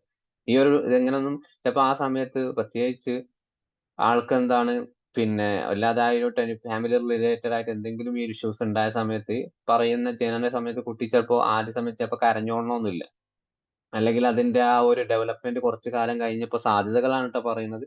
അപ്പൊ ചില സമയത്ത് കറക്റ്റ് ആയിട്ട് 1.5 വയസ്സ് വരെ ഒരു 6 മാസം 7 മാസമൊക്കെ എന്തായിരിക്കും നടന്നു തുടങ്ങുന്ന പിച്ച വെച്ച് കൊടുക്കുന്ന സമയത്ത് നമുക്ക് ആള് ചിലപ്പോ ഒരു 1.5-2 വയസ്സായിട്ട് നടക്കുന്നില്ല, സംസാരിക്കുന്നില്ല, ആ ഒരു ഓട്ടിസത്തിലേക്കൊക്കെ പോവാനുള്ള സാധ്യതയൊക്കെ ഉണ്ട്. പിന്നെ അതേപോലെ ഇവർക്ക് എന്താണ് ഈ പിന്നെ ഇവര് ന്യൂറോളജിക്കൽ ഹോർമോണുമായിട്ട് ബന്ധപ്പെട്ടുള്ള പല പ്രയാസങ്ങളും വരും. പിന്നെ ബ്രെയിൻ ഇഞ്ചുറി, എന്തെങ്കിലും ബ്രെയിനുമായിട്ട് എന്തെങ്കിലും ഇഞ്ചുറികൾ ചെറുപ്രായത്തോ എന്തെങ്കിലും സംഭവിച്ചിട്ടുണ്ടെങ്കിൽ, ഒരു ആക്സിഡന്റോ അല്ലെങ്കിൽ PTSD പോലെ എന്തെങ്കിലും ഒരു ട്രോമയോ കണ്ടിട്ട് ആള് പേടിച്ചിട്ട്, ഇതൊക്കെ എന്താണ് ഇവരെ ബ്രെയിനെ ബാധിക്കാനുള്ള സാധ്യത കൂടുതലാണ്. അപ്പോ ഇതൊക്കെ ഉണ്ടെങ്കിൽ തന്നെ ആൾക്ക് എന്താണ് നമ്മൾ നേരത്തെ പറഞ്ഞിട്ടുള്ള കാര്യങ്ങൾ അവരുടെ സ്വഭാവത്തിൽ പതിയെ പതിയെ എന്താണ് ചെറിയ ചെറിയ മാറ്റങ്ങൾ ഉണ്ടാവാൻ സാധ്യത കൂടുതലാണ്. ഈ സൈക്കോളജിക്കലി ആയിട്ട് മാനസികമായിട്ട് എങ്ങനെയാണ് ഇവരെ ബാധിക്കുന്നത്? പ്രധാനമായിട്ടും ലോ സെൽഫ് എസ്റ്റീം ആണ്. കാരണം അവർക്ക് തോന്നുകയാണ് ഞാനൊന്നും കൊള്ളൂല, ഞാൻ പഠിക്കാൻ വളരെ മോശക്കാരനാണ്, മറ്റുള്ള ആളുകൾക്ക് മുമ്പിൽ എന്നെ ഞാൻ കാണാൻ കൊള്ളില്ല, എന്റെ മൂക്ക് കുറച്ച് നീളത്തിലാണ്, എന്റെ മുടി കുറച്ച് ചെറുതാണ്, എന്റെ കണ്ണിന് കറുപ്പ് കുറവാണ്. ഇങ്ങനെ പലതരം ചെറിയ ചെറിയ കാരണങ്ങൾ കൊണ്ട് എന്താണ് ഇവർക്ക് സ്വന്തമായിട്ട് സ്വയം ഒരു വാല്യൂ ഇല്ലാത്ത പോലെ കുട്ടികൾ, ഇത് ചിലപ്പോൾ കമ്പാരിസൺ കൊണ്ട് വരാൻ കുട്ടികൾക്ക് ഉണ്ടാവും. അതേപോലെ ഓവറായിട്ട് പഠനത്തിൽ പുഷ് ചെയ്യുന്ന പാരന്റുകളാണെങ്കിൽ, സ്ട്രിക്റ്റ് ആയി വളർത്തുന്ന കാര്യങ്ങളൊക്കെ ആണെങ്കിൽ ഇങ്ങനത്തെ കുട്ടികൾ മാനസികമായിട്ട് അത് ബാധിക്കാനുള്ള സാധ്യതയുണ്ട്. അത് ഈ ഒരു ചിന്തകളുള്ള സമയത്താണ് കൂടുതലായിട്ടും പെൺകുട്ടികൾക്കിടയിൽ ഡിസ്ഫോർമിക് ഡിസോർഡർ എന്ന് പറഞ്ഞിട്ട് 15-16 വയസ്സാവുന്ന സമയത്ത് ചെറുപ്രായത്തിൽ സെൽഫ് എസ്റ്റീം കുറഞ്ഞ കുട്ടികൾക്ക് വരാൻ സാധ്യതയുണ്ട്. പിന്നെ അതേപോലെയാണ് പിന്നെ ഈ ട്രോമാസ്, അൺറിസോൾവ്ഡ് ട്രോമ എന്ന് പറയുന്ന ചെറിയ ചെറിയ പ്രായത്ത് എന്തെങ്കിലും അബ്യൂസ് നടന്നു. അപ്പൊ ആ അബ്യൂസ് നടന്ന സമയത്ത് പാരന്റ് പറയും ഇത് ആരോടും പറയണ്ട ട്ടോ, പിന്നെ പറഞ്ഞാൽ നമുക്ക് വല്ലാത്ത പ്രശ്നമായിരിക്കും. അങ്ങനെ പ്രയാസം കുട്ടിക്ക് മാനസികമായി ബുദ്ധിമുട്ടൊക്കെ വന്നു, അവർ കൗൺസിലർ അടുത്ത് പോയി. കൗൺസിലർക്ക് മനസ്സിലായി കുട്ടിക്ക് ഒരു അബ്യൂസ് നടന്നിട്ടുണ്ട്. അപ്പോഴും പാരന്റ് പറയാണ് ഇത് അങ്ങനെ ആരോടും പറയണ്ട, പറഞ്ഞു കഴിഞ്ഞാൽ ഞങ്ങൾക്ക് ഒരു ബുദ്ധിമുട്ടാണ്, കുട്ടിയുടെ ഫ്യൂച്ചർ അല്ലേ, നമുക്ക് ആ രീതിയിൽ പോവാം. ആ കൗൺസിലറും അതേപോലെ തീരുമാനങ്ങൾ എടുക്കുകയാണ്. പക്ഷെ ഇവിടെ എന്താണ് ആ ഒരു ട്രോമക്ക് കുട്ടിക്ക് എന്താണ് ഒരിക്കലും മാറ്റം ഉണ്ടായിട്ടില്ല, റിലീഫും കിട്ടിയിട്ടില്ല. അങ്ങനെയൊക്കെയുള്ള കുട്ടികൾക്ക് എന്താണ് മാനസികമായിട്ട് വളരെയധികം ബാധിക്കാം. ശരിക്കും അത് ബാധിക്കുന്നറിയോ ഒരു ചെറുപ്രായത്തിൽ തന്നെ എന്താണ് ഈ ഒരു ട്രോമ അവരുടെ ലൈഫിൽ ഉണ്ടായിട്ടുണ്ടെങ്കിൽ എഫക്റ്റീവ് ആവുക ആഫ്റ്റർ ചിലപ്പോൾ ഈ ഒരു മാരീഡിന് ശേഷമൊക്കെ ആയിരിക്കും. ചിലപ്പോ ഇപ്പൊ മുമ്പ് ഒരു കേസിൽ ഉണ്ടായിരുന്നത്, കല്യാണം കഴിഞ്ഞ ആദ്യ ഫസ്റ്റ് നൈറ്റ് ദിവസം തന്നെ പെൺകുട്ടി വീട്ടിൽ നിന്ന് ഇറങ്ങി ഓടി എന്നുള്ളതാണ്. കാരണം എന്താണ് വീട്ടിൽ നിന്ന് തുടങ്ങി മറ്റുള്ള നാട്ടുകാരും കുടുംബക്കാരും ഒക്കെ ചിന്തിക്കുന്ന വേറെ തെറ്റായിട്ടുള്ള ധാരണയിലാണ് അത് ആ നിമിഷം ഉണ്ടായിപ്പോ. അപ്പൊ എന്താണ് യഥാർത്ഥത്തിൽ അവിടെ എന്താണ് സംഭവിച്ചിട്ടത്? കുട്ടിയുടെ കൗൺസിലിംഗ് കൊണ്ട സമയത്ത് കുട്ടിക്ക് 8-ാം വയസ്സിൽ ഒരു അബ്യൂസ് നടന്നിട്ടുണ്ട്. അന്ന് ഈ പാരന്റ് പറഞ്ഞതുപോലെ തന്നെ അവരാരോട് പറഞ്ഞിട്ടുമില്ല. കുട്ടീനോട് പറഞ്ഞു നിന്റെ ഒരു ഭാവിയെ എന്താണ് ബാധിക്കുന്നതാണ്, ആരോട് പറയാൻ പാടില്ല എന്നുള്ള ആ ട്രോമ ഉള്ളത് കൊണ്ടുണ്ട് വർഷങ്ങളോളം കുട്ടി ഇങ്ങനെ മനസ്സിൽ വെച്ച് നടക്കുകയാണ്. ലൈഫിലേക്ക് വന്നപ്പോ എന്താണ് ഒരു ജീവിതത്തിലേക്ക്, കുടുംബ ജീവിതത്തിലേക്ക് വന്ന കുട്ടിയുടെ മനസ്സിൽ തരും ഞാൻ മോശക്കാരിയായ ഒരു പെൺകുട്ടിയാണ്, ഇയാളെ കൂടെ എനിക്ക് ജീവിക്കാനുള്ള അവകാശമില്ല എന്നുള്ള ഒരു നെഗറ്റീവ് ആയിട്ടുള്ള നമ്മൾ CBT പറയുന്നത് ഓട്ടോമാറ്റിക് തോട്ടുകൾ വരിക. ഈ ഒരു ഓട്ടോമാറ്റിക് തോട്ടുകൾ എന്താണ് കുട്ടിയെ ആള് അടുത്തേക്ക് വരുന്ന സമയത്ത് എന്നെ എന്തോ ചെയ്യാൻ വരുന്നതുമായിട്ട് ആ ഒരു ഇന്നർ ഹീലിംഗ് സ്വയമായിട്ട് എന്താണ് ആ ഹീലിംഗ് പുറത്തേക്ക് വരിക. അതുകൊണ്ട് തന്നെ എങ്ങനെയെങ്കിലും ഒന്ന് ഓടി രക്ഷപ്പെടണം എന്നുള്ള ചിന്ത ഉള്ളത് കൊണ്ട് ആള് ഡോറ് പുറത്തിറങ്ങി ഓടി. ഇതാണ് അവിടെ സംഭവിച്ചത്. ഇതേപോലെ കുട്ടികൾക്ക് ഉണ്ടാവുന്ന റീസോൾവ് ട്രോമയൊക്കെ എന്താണ് പിന്നീട് പലതരത്തിൽ സ്വഭാവ വൈകല്യങ്ങൾക്ക് കാരണമാവും. പിന്നെ ആങ്സൈറ്റി. അപ്പോ നമ്മൾ എന്താണ് ചില കുട്ടികൾക്കിടയിൽ എന്താ ആങ്സൈറ്റി എന്ന് പറയുമ്പോൾ ഒരു എക്സാം ഫിയർ മാത്രമല്ല. ഒരു ഭക്ഷണം കഴിച്ച ഒരു പാത്രത്തിൽ ഇങ്ങനെ ഭക്ഷണം കഴിച്ചുകൊണ്ടിരിക്കുമ്പോൾ ആ കുട്ടി സാധാരണ കുട്ടികളെ പോലെ വളരെ സ്ലോ ആയിട്ടാണ് ഈ കുട്ടി ഭക്ഷണം കഴിക്കുന്നത്. അപ്പൊ നമ്മൾ എന്തായി കുട്ടി ആ പതിയെ കഴിച്ചോട്ടെ, അതല്ല ആ കുട്ടിക്ക് എന്തോ ഒരു ആങ്സൈറ്റി ഉണ്ട്. ഇതൊക്കെ ചെറിയ ചെറിയ ലക്ഷണങ്ങളാണ്. സാധാരണ കുട്ടി ഒരു 8, 9, 10, 11 വയസ്സായിട്ടും കുട്ടി ഈ ഭക്ഷണത്തിന്റെ ശൈലികളൊന്നും മാറ്റുന്നില്ല, വളരെ സ്ലോ ആയിട്ടാണ്. അല്ലെങ്കിൽ എന്താണ് ഭക്ഷണം കഴിക്കുന്ന സമയത്ത് തന്നെ ഇപ്പൊ പാത്രങ്ങൾ അവിടെ വെച്ച് കഴിഞ്ഞാൽ തന്നെ പല കാരണങ്ങൾ കൊണ്ട് എഴുന്നേറ്റ് പോവാണ്. എഴുന്നേറ്റ് വലിയ കുട്ടികളായിട്ട് പോലും എന്താണ് അടങ്ങി നിന്നൊരു ഭക്ഷണം കഴിക്കാത്ത ഒരു ശീലം. ഇതൊക്കെ നമുക്ക് എന്താ നോർമൽ ആയിട്ട് നമ്മുടെ മുമ്പിൽ കാണാൻ പോകുന്ന ഒരു ബിഹേവിയർ ആണ്. പിന്നെ അതേപോലെ കുട്ടി ഒന്ന് പുറത്ത് കഴിഞ്ഞാൽ നാളെ വീട്ടിൽ നിന്ന് ഭയങ്കര ഒച്ചപ്പാടും ബഹളമായിരിക്കും. പുറത്ത് പോയി കഴിഞ്ഞാൽ അവര് വളരെ സൈലന്റ്. എന്താണ് കുടുംബക്കാർക്കിടയിൽ പോയി കഴിഞ്ഞാൽ ഏറ്റവും ഇനി അറിയുന്ന കൂടെ പോയി കഴിഞ്ഞാൽ തന്നെ ഒരു പാർട്ടിക്കോ അല്ലെങ്കിൽ ഒരു ടൂറ് പോയി കഴിഞ്ഞാൽ പോലും ആള് അതില് വളരെ സൈലന്റ്. ഇങ്ങനെ എന്താണ് ചെറിയതായിട്ടുള്ള ആങ്സൈറ്റികളൊക്കെ ഉള്ള ആളുകൾക്ക് തന്നെ എന്താണ് അവരെ ഈ പറഞ്ഞിട്ടുള്ള പല സ്വഭാവങ്ങൾ അവരുടെ ജീവിതത്തിൽ ബാധിക്കാൻ കൂടുതലായിട്ട് കാരണങ്ങളാണ്. ഇനിയിപ്പോ ഒരു ഫാമിലി റിലേറ്റഡ് ആയിട്ട് വരുന്ന സമയത്ത് എന്താണ് ഈ ഒരു പാരന്റുകൾ തമ്മിൽ എന്നും വീട്ടില് പ്രശ്നങ്ങളാണ്. ഈ എന്താ അടിയും വഴക്കൊക്കെ നടക്കുന്ന അല്ലെ തർക്കങ്ങൾ നടക്കുക. പിന്നെന്താണ് നിരന്തരമായി കുട്ടീനെ ഒരു ഉപദ്രവിക്കുന്ന ഒരു രീതിയിൽ വളരെ ഡിസിപ്ലിനോട് വളർത്തിയ കുട്ടികളൊക്കെ ആണെങ്കിൽ പിന്നെ അവർക്ക് എന്താണ് മാനസികമായിട്ടും ശാരീരികമായിട്ടും നിരന്തരമായിട്ട് ഒരു NPD ഉള്ള ക്ലയന്റ് ഒരു NPD ഒക്കെ ആണെങ്കിൽ ഫാദർ NPD ആണെങ്കിൽ കുട്ടിക്ക് എന്താണ് ഭയങ്കരമായിട്ടുള്ള ഉപദ്രവം അവിടെ കിട്ടാൻ സാധ്യത. അതേപോലെ എന്താണ് ഈ ഒരു NPDന്റെ ഒരു വിക്ടിമിൻസിന്റെ ഒരു കുട്ടിക്ക് ഒന്നും കിട്ടിയിട്ടില്ലെങ്കിലും എന്താ സ്വന്തം അമ്മക്ക് കിട്ടുന്ന കാരണങ്ങൾ കണ്ട് കണ്ട് വളർന്ന കുട്ടിയാണെങ്കിൽ അതും എന്താണ് ഈ കുട്ടിക്ക് വളരെയധികം പ്രശ്നങ്ങൾ ഉണ്ടാവും. അപ്പൊ എന്താണ് കുട്ടി കണ്ടു വളരുന്നത് എന്താണ് ആ കുട്ടിയും അതേപോലെ എന്താണ് ഒരു NPDയിലൊക്കെ പിന്നീട് പതിയെ പതിയെ ആ ഒരു ഒരു ബിഹേവിയർ എന്താണ് ബ്രെയിനിൽ പതിയും, അത് ആക്ടിവേറ്റ് ആയി തുടങ്ങും. അപ്പോ പല വിക്ടിംസും നമ്മളെ അടുത്ത് വരുന്നത് എന്താണ് അവർ പറയും എന്റെ കുട്ടിയും അയാളെ പോലെ ആവാൻ സാധ്യതകൾ കാണുന്നുണ്ട്, അവനിപ്പോ പഴയതുപോലെ സംസാരിക്കുന്നില്ല, എന്നോട് മിണ്ടുന്നില്ല, എല്ലാത്തിനും വളരെ അഗ്രസീവ് ആയിട്ടുള്ള ഒരു പെരുമാറ്റമാണ് കാണുന്നത് എന്ന് നമ്മളോട് പറയാറുണ്ട്. അപ്പൊ ഇതൊക്കെ എന്താണ് ഫാമിലി റിലേറ്റഡ് ആയിട്ട് വരുന്ന കാര്യങ്ങളാണ്. ഇനി അതേപോലെ സോഷ്യൽ ആൻഡ് എൻവിറോൺമെന്റിൽ വരുന്ന സമയത്ത് എന്താണ് നമ്മൾ നേരത്തെ പറഞ്ഞതുപോലെ തന്നെ ഒരു പിന്നെ സുഹൃത്തുക്കൾക്കിടയിലുള്ള പ്രയാസങ്ങൾ തന്നെയാണ് അവർക്ക് പിന്നെ വല്ലാത്ത പ്രഷറായിരിക്കും. എടാ നീ ഒന്ന് ഇത് ഉപയോഗിച്ചോ അത് ഉപയോഗിച്ചോ പ്രശ്നങ്ങളില്ല, സാധാരണ ഞങ്ങളൊക്കെ ഒരു സിഗരറ്റ് വലിച്ചോ അല്ലെ വീടി വലിച്ചോ എന്നൊക്കെ പറയാറില്ലേ, അതേപോലെ ചെറിയ അവർ ആ പ്രഷർ ചിലപ്പോൾ കുട്ടികൾക്ക്, കാരണം അവർക്ക് ഫ്രണ്ട്സ് സർക്കിളിൽ കൂടെ പോവുകയും വേണം. പക്ഷെ ഈ അവർ ഉപയോഗിക്കുന്നത് പോലെ നിർബന്ധിക്കുമ്പോൾ കുട്ടിക്ക് വീട്ടിൽ ഉപയോഗിച്ച ചില പേടികൾ കണ്ട പേടി ഉണ്ടാവും, പല ബുദ്ധിമുട്ടുകളൊക്കെ ഉണ്ടാവും. ആ ബുദ്ധിമുട്ടുകൾ ഉണ്ടാകുന്ന സമയത്ത് കുട്ടിക്ക് ഓൾറെഡി എന്താണ് ഒരു ആങ്സൈറ്റി കൂടും. പിന്നെ അതേപോലെ സോഷ്യൽ മീഡിയയിൽ ഉണ്ടാകുന്ന ആ ഉപയോഗങ്ങൾ, പിന്നെ സ്കൂളിൽ ഉണ്ടാവുന്ന ചില പ്രശ്നങ്ങളൊക്കെ എന്താണ് പിന്നെ ടീച്ചേഴ്സിന്റെ ഭാഗത്ത് ഉണ്ടാകുന്ന പ്രശ്നങ്ങൾ, ഇതൊക്കെ എന്താണ് എൻവിറോൺമെന്റിലുമായിട്ട് നമുക്ക് സാധാരണയായിട്ട് ഉണ്ടാവുന്ന കാര്യങ്ങളാണ്. ഓക്കെ, ഇതുവരെ ഓക്കെ അല്ലേ? Okay sir. ഇപ്പൊ അതിൽ പറഞ്ഞതായിട്ടും പറയാത്ത എന്തെങ്കിലും ബിഹേവിയർ ആരെങ്കിലും ഭാഗത്ത് ഇപ്പോ നമ്മൾ പറഞ്ഞതിൽ വെച്ച് ആരെങ്കിലും എന്തെങ്കിലും ശ്രദ്ധയിൽപ്പെട്ടിട്ടുണ്ടോ? ഒരു ഇന്ററാക്റ്റീവ് മോഡൽ നമ്മൾ സാധാരണ ക്ലാസ്സുകൾ എടുത്തു പോകുമ്പോൾ ആവണ്ട, ഒരു ചെറിയ ഇന്ററാക്ടർ ആവാം. നിങ്ങളെ കൺമുമ്പിൽ അല്ലെങ്കിൽ നിങ്ങളുടെ ഏതെങ്കിലും ഒരു കുട്ടിക്ക് ഇതിൽ പറഞ്ഞത് വ്യത്യസ്തമായിട്ടുള്ള ഒരു ബിഹേവിയർ ഇഷ്യൂസ് നിങ്ങൾ കണ്ടിട്ടുണ്ടോ? അല്ലെങ്കിൽ എന്തെങ്കിലും കുട്ടിക്ക് വല്ലാത്തൊരു പേടി. ഇപ്പൊ അടുത്ത കാലത്ത് നമ്മളടുത്തൊരു നമ്മുടെ ഈ ഒരു ബാച്ച് ഏതൊരു ആൾ തന്നെ റെഫർ ചെയ്തിട്ടുള്ള ഒരു കേസാണ്. കുട്ടിക്ക് മഴ പെയ്യുമ്പോൾ ആൾക്ക് വല്ലാത്തൊരു പേടി. കാരണം പിന്നെ ആ ഒരു പ്രശ്നങ്ങൾ സൗണ്ട് കേൾക്കുമ്പോൾ വല്ലാത്ത ബുദ്ധിമുട്ടും പ്രശ്നങ്ങൾ, എന്നിട്ട് എന്തൊക്കെയോ സംഭവിക്കാൻ പോവാണ് എനിക്ക്, പിന്നെ അങ്ങനത്തെ ചിന്തകൾ, ആൾക്ക് മഴ ശബ്ദം കേൾക്കാൻ തീരെ പാടില്ല എന്നുള്ള ഒരു പ്രശ്നങ്ങൾ. അതേപോലെ എന്തെങ്കിലും നിങ്ങളെ എന്തൊരു പിന്നെ കാര്യങ്ങൾ ഇഷ്യൂസ് ഉണ്ടോ? എക്സ്ക്യൂസ് മീ സാർ, എൻ്റെ മോൾക്ക് 5.5 വയസ്സ്. പറഞ്ഞോളൂ. മോൾക്ക് തം സക്കിങ് ആണ് പ്രോബ്ലം. സ്കൂളിൽ ഞാൻ അന്വേഷിച്ചപ്പോൾ അവള് തം സക്കിങ് സ്കൂളിലില്ല, പക്ഷെ വീട്ടിൽ വരുമ്പോഴാണ് ഈ തം സക്കിങ് കൂടുതലായിട്ട് കാണുന്നത്. ഓക്കെ. അപ്പൊ ഞാൻ അത് ഡൈവേർട്ട് ചെയ്ത് വേറെ എന്തെങ്കിലും ഗെയിംസോ അല്ലെങ്കിൽ കളറിങ്ങോ അങ്ങനത്തെ ഒക്കെ കൊടുക്കുമ്പോൾ അപ്പോഴില്ല. ഇപ്പം ആൽഫബറ്റ്സ് ഒക്കെ എഴുതുമ്പോഴത്തേക്കും എ ഒക്കെ എഴുതി കഴിഞ്ഞിട്ട് മോൾ എൻ്റെ കാണിക്കുന്ന സമയത്ത് ഓട്ടോമാറ്റിക്കായിട്ട് വീണ്ടും തം സക്കിങ് സ്റ്റാർട്ട് ചെയ്യുന്നുണ്ട്. ഇപ്പൊ ഞാൻ ഇത് ഓറലി പറഞ്ഞു കൊടുക്കും, മോളെ തം സക്കിങ് നല്ലതല്ല, ഒരു ചീത്തയായിട്ടുള്ള ബിഹേവിയർ പറഞ്ഞൊന്ന് മാറ്റാൻ ശ്രമിക്കുന്നുണ്ട്. പക്ഷെ അങ്ങനെ മാറ്റുമ്പോൾ അവൾ കുറച്ച് അഗ്രസീവ് ബിഹേവിയർ കാണിച്ചു തുടങ്ങുന്നുണ്ട്. അത് പിന്നെ എങ്ങനെയാണ് നമ്മൾ ആദ്യം ആ ബിഹേവിയർ എങ്ങനെയാണ് തുടങ്ങിയിട്ടുള്ളത്? കുട്ടിക്ക് ചിലപ്പോൾ അതിലൊരു അഡിക്ഷൻ വന്നിട്ടുണ്ടാവണം. കാരണം അത് മാറ്റി കഴിഞ്ഞാൽ എനിക്കൊരു ആങ്സൈറ്റി, എനിക്ക് പേടി വരാൻ സാധ്യത ഉണ്ട് ഉള്ളത് കൊണ്ടായിരിക്കും നമ്മൾ അത് മാറ്റാൻ പറയുന്ന സമയത്ത് കുട്ടിക്ക് വളരെ ആ സ്വഭാവത്തിൽ അഗ്രസീവ് ആയിട്ട് കാണിക്കുന്നത്. ഏതൊരു സ്വഭാവം വന്നു കഴിഞ്ഞാൽ മോശമായിക്കോട്ടെ നല്ലതായിക്കോട്ടെ, ചില കുട്ടികൾക്ക് എന്താണ്, ചില അബ്യൂസ് കേസുകൾക്ക് തന്നെ എന്താണ്, ചില കുട്ടികൾക്ക് വല്ല ബുദ്ധിമുട്ടൊന്നും ഉണ്ടാവില്ല. പല കേസുകൾ നമ്മൾ അറിയാണ്. കാരണം എന്താണ്, അവർക്ക് അതിൽ എന്തോ ഒരു പിന്നീടും അത് ആ അബ്യൂസ് നടന്ന ആളെ കണ്ടാലും വലിയ പ്രശ്നങ്ങളും അവർക്ക് ഉണ്ടാവില്ല. കാരണം ആ സമയത്ത് എന്താണ്, അവർക്ക് എന്തെങ്കിലും ഒരു അഡിക്ഷൻ പോലെ, അവർ എന്തെങ്കിലും ഇതുവരെ കിട്ടാത്തൊരു ഫീലിങ്സ് പോലെ ചില കുട്ടികൾക്ക് കിട്ടിയിട്ടുണ്ടെങ്കിൽ എന്താണ്, അവർക്ക് നമ്മൾ ഈ പറഞ്ഞ പ്രശ്നങ്ങളൊന്നും ഉണ്ടാവില്ല. പിന്നെ യഥാർത്ഥത്തിൽ അവർക്ക് എന്താണ്, ഈ പറഞ്ഞ പല മേഖലയിലേക്ക്, തെറ്റായിട്ടുള്ള മേഖലയിലേക്ക് അവർ സഞ്ചരിച്ചു തുടങ്ങും.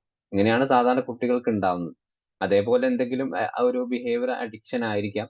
നമുക്ക് അതിലേക്ക് വരാം. ഓക്കെ. അപ്പോ നമുക്ക് ഇന്റർപേഴ്സണൽ സൈക്കോതെറാപ്പി എന്ന് നിങ്ങൾ കേട്ടിട്ടുണ്ടാവും. പിന്നെ നമ്മൾ മുമ്പ് ഈ ഒരു പ്ലാറ്റ്ഫോമിൽ തന്നെ അതിനെപ്പറ്റി പൂർണ്ണമായിട്ട് എടുത്തിട്ടുണ്ട്. അപ്പോ നമുക്ക് ഈ ഒരു ബിഹേവിയർ ഇഷ്യൂസ് ഉള്ള കുട്ടികൾക്കിടയിൽ ഈ ഒരു തെറാപ്പി നമുക്ക് എങ്ങനെയാണ് ഉപയോഗിക്കുക?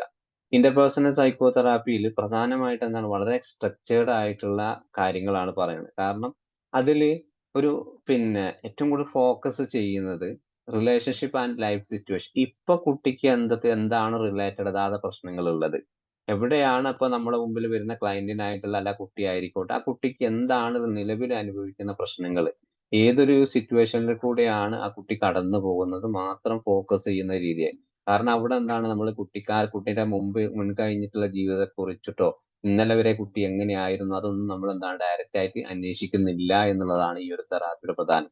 ഇപ്പൊ നിലവിൽ എന്താണ് നമ്മളോട് പറഞ്ഞിട്ടുള്ള പ്രയാസം, ആ പ്രയാസം നമുക്ക് എന്ത് ചെയ്തു കൊടുക്കാൻ പറ്റും, അതാണ് നമുക്ക് ഈ ഒരു തെറാപ്പിയിലൂടെ അവർക്ക് കാണിച്ചു കൊടുക്കാനുള്ളത്.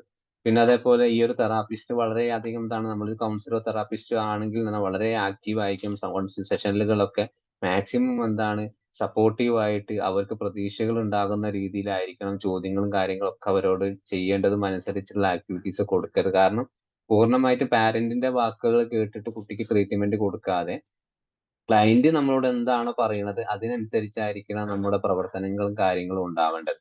അപ്പോ അതിൽ ചെറിയ ഏതൊക്കെ ടെക്നിക്കുകളാണ് നമുക്ക് ഇതിൽ ഉപയോഗിക്കാൻ പറ്റുക എന്ന് ജസ്റ്റ് ഒന്ന് നോക്കാം. ഓക്കെ.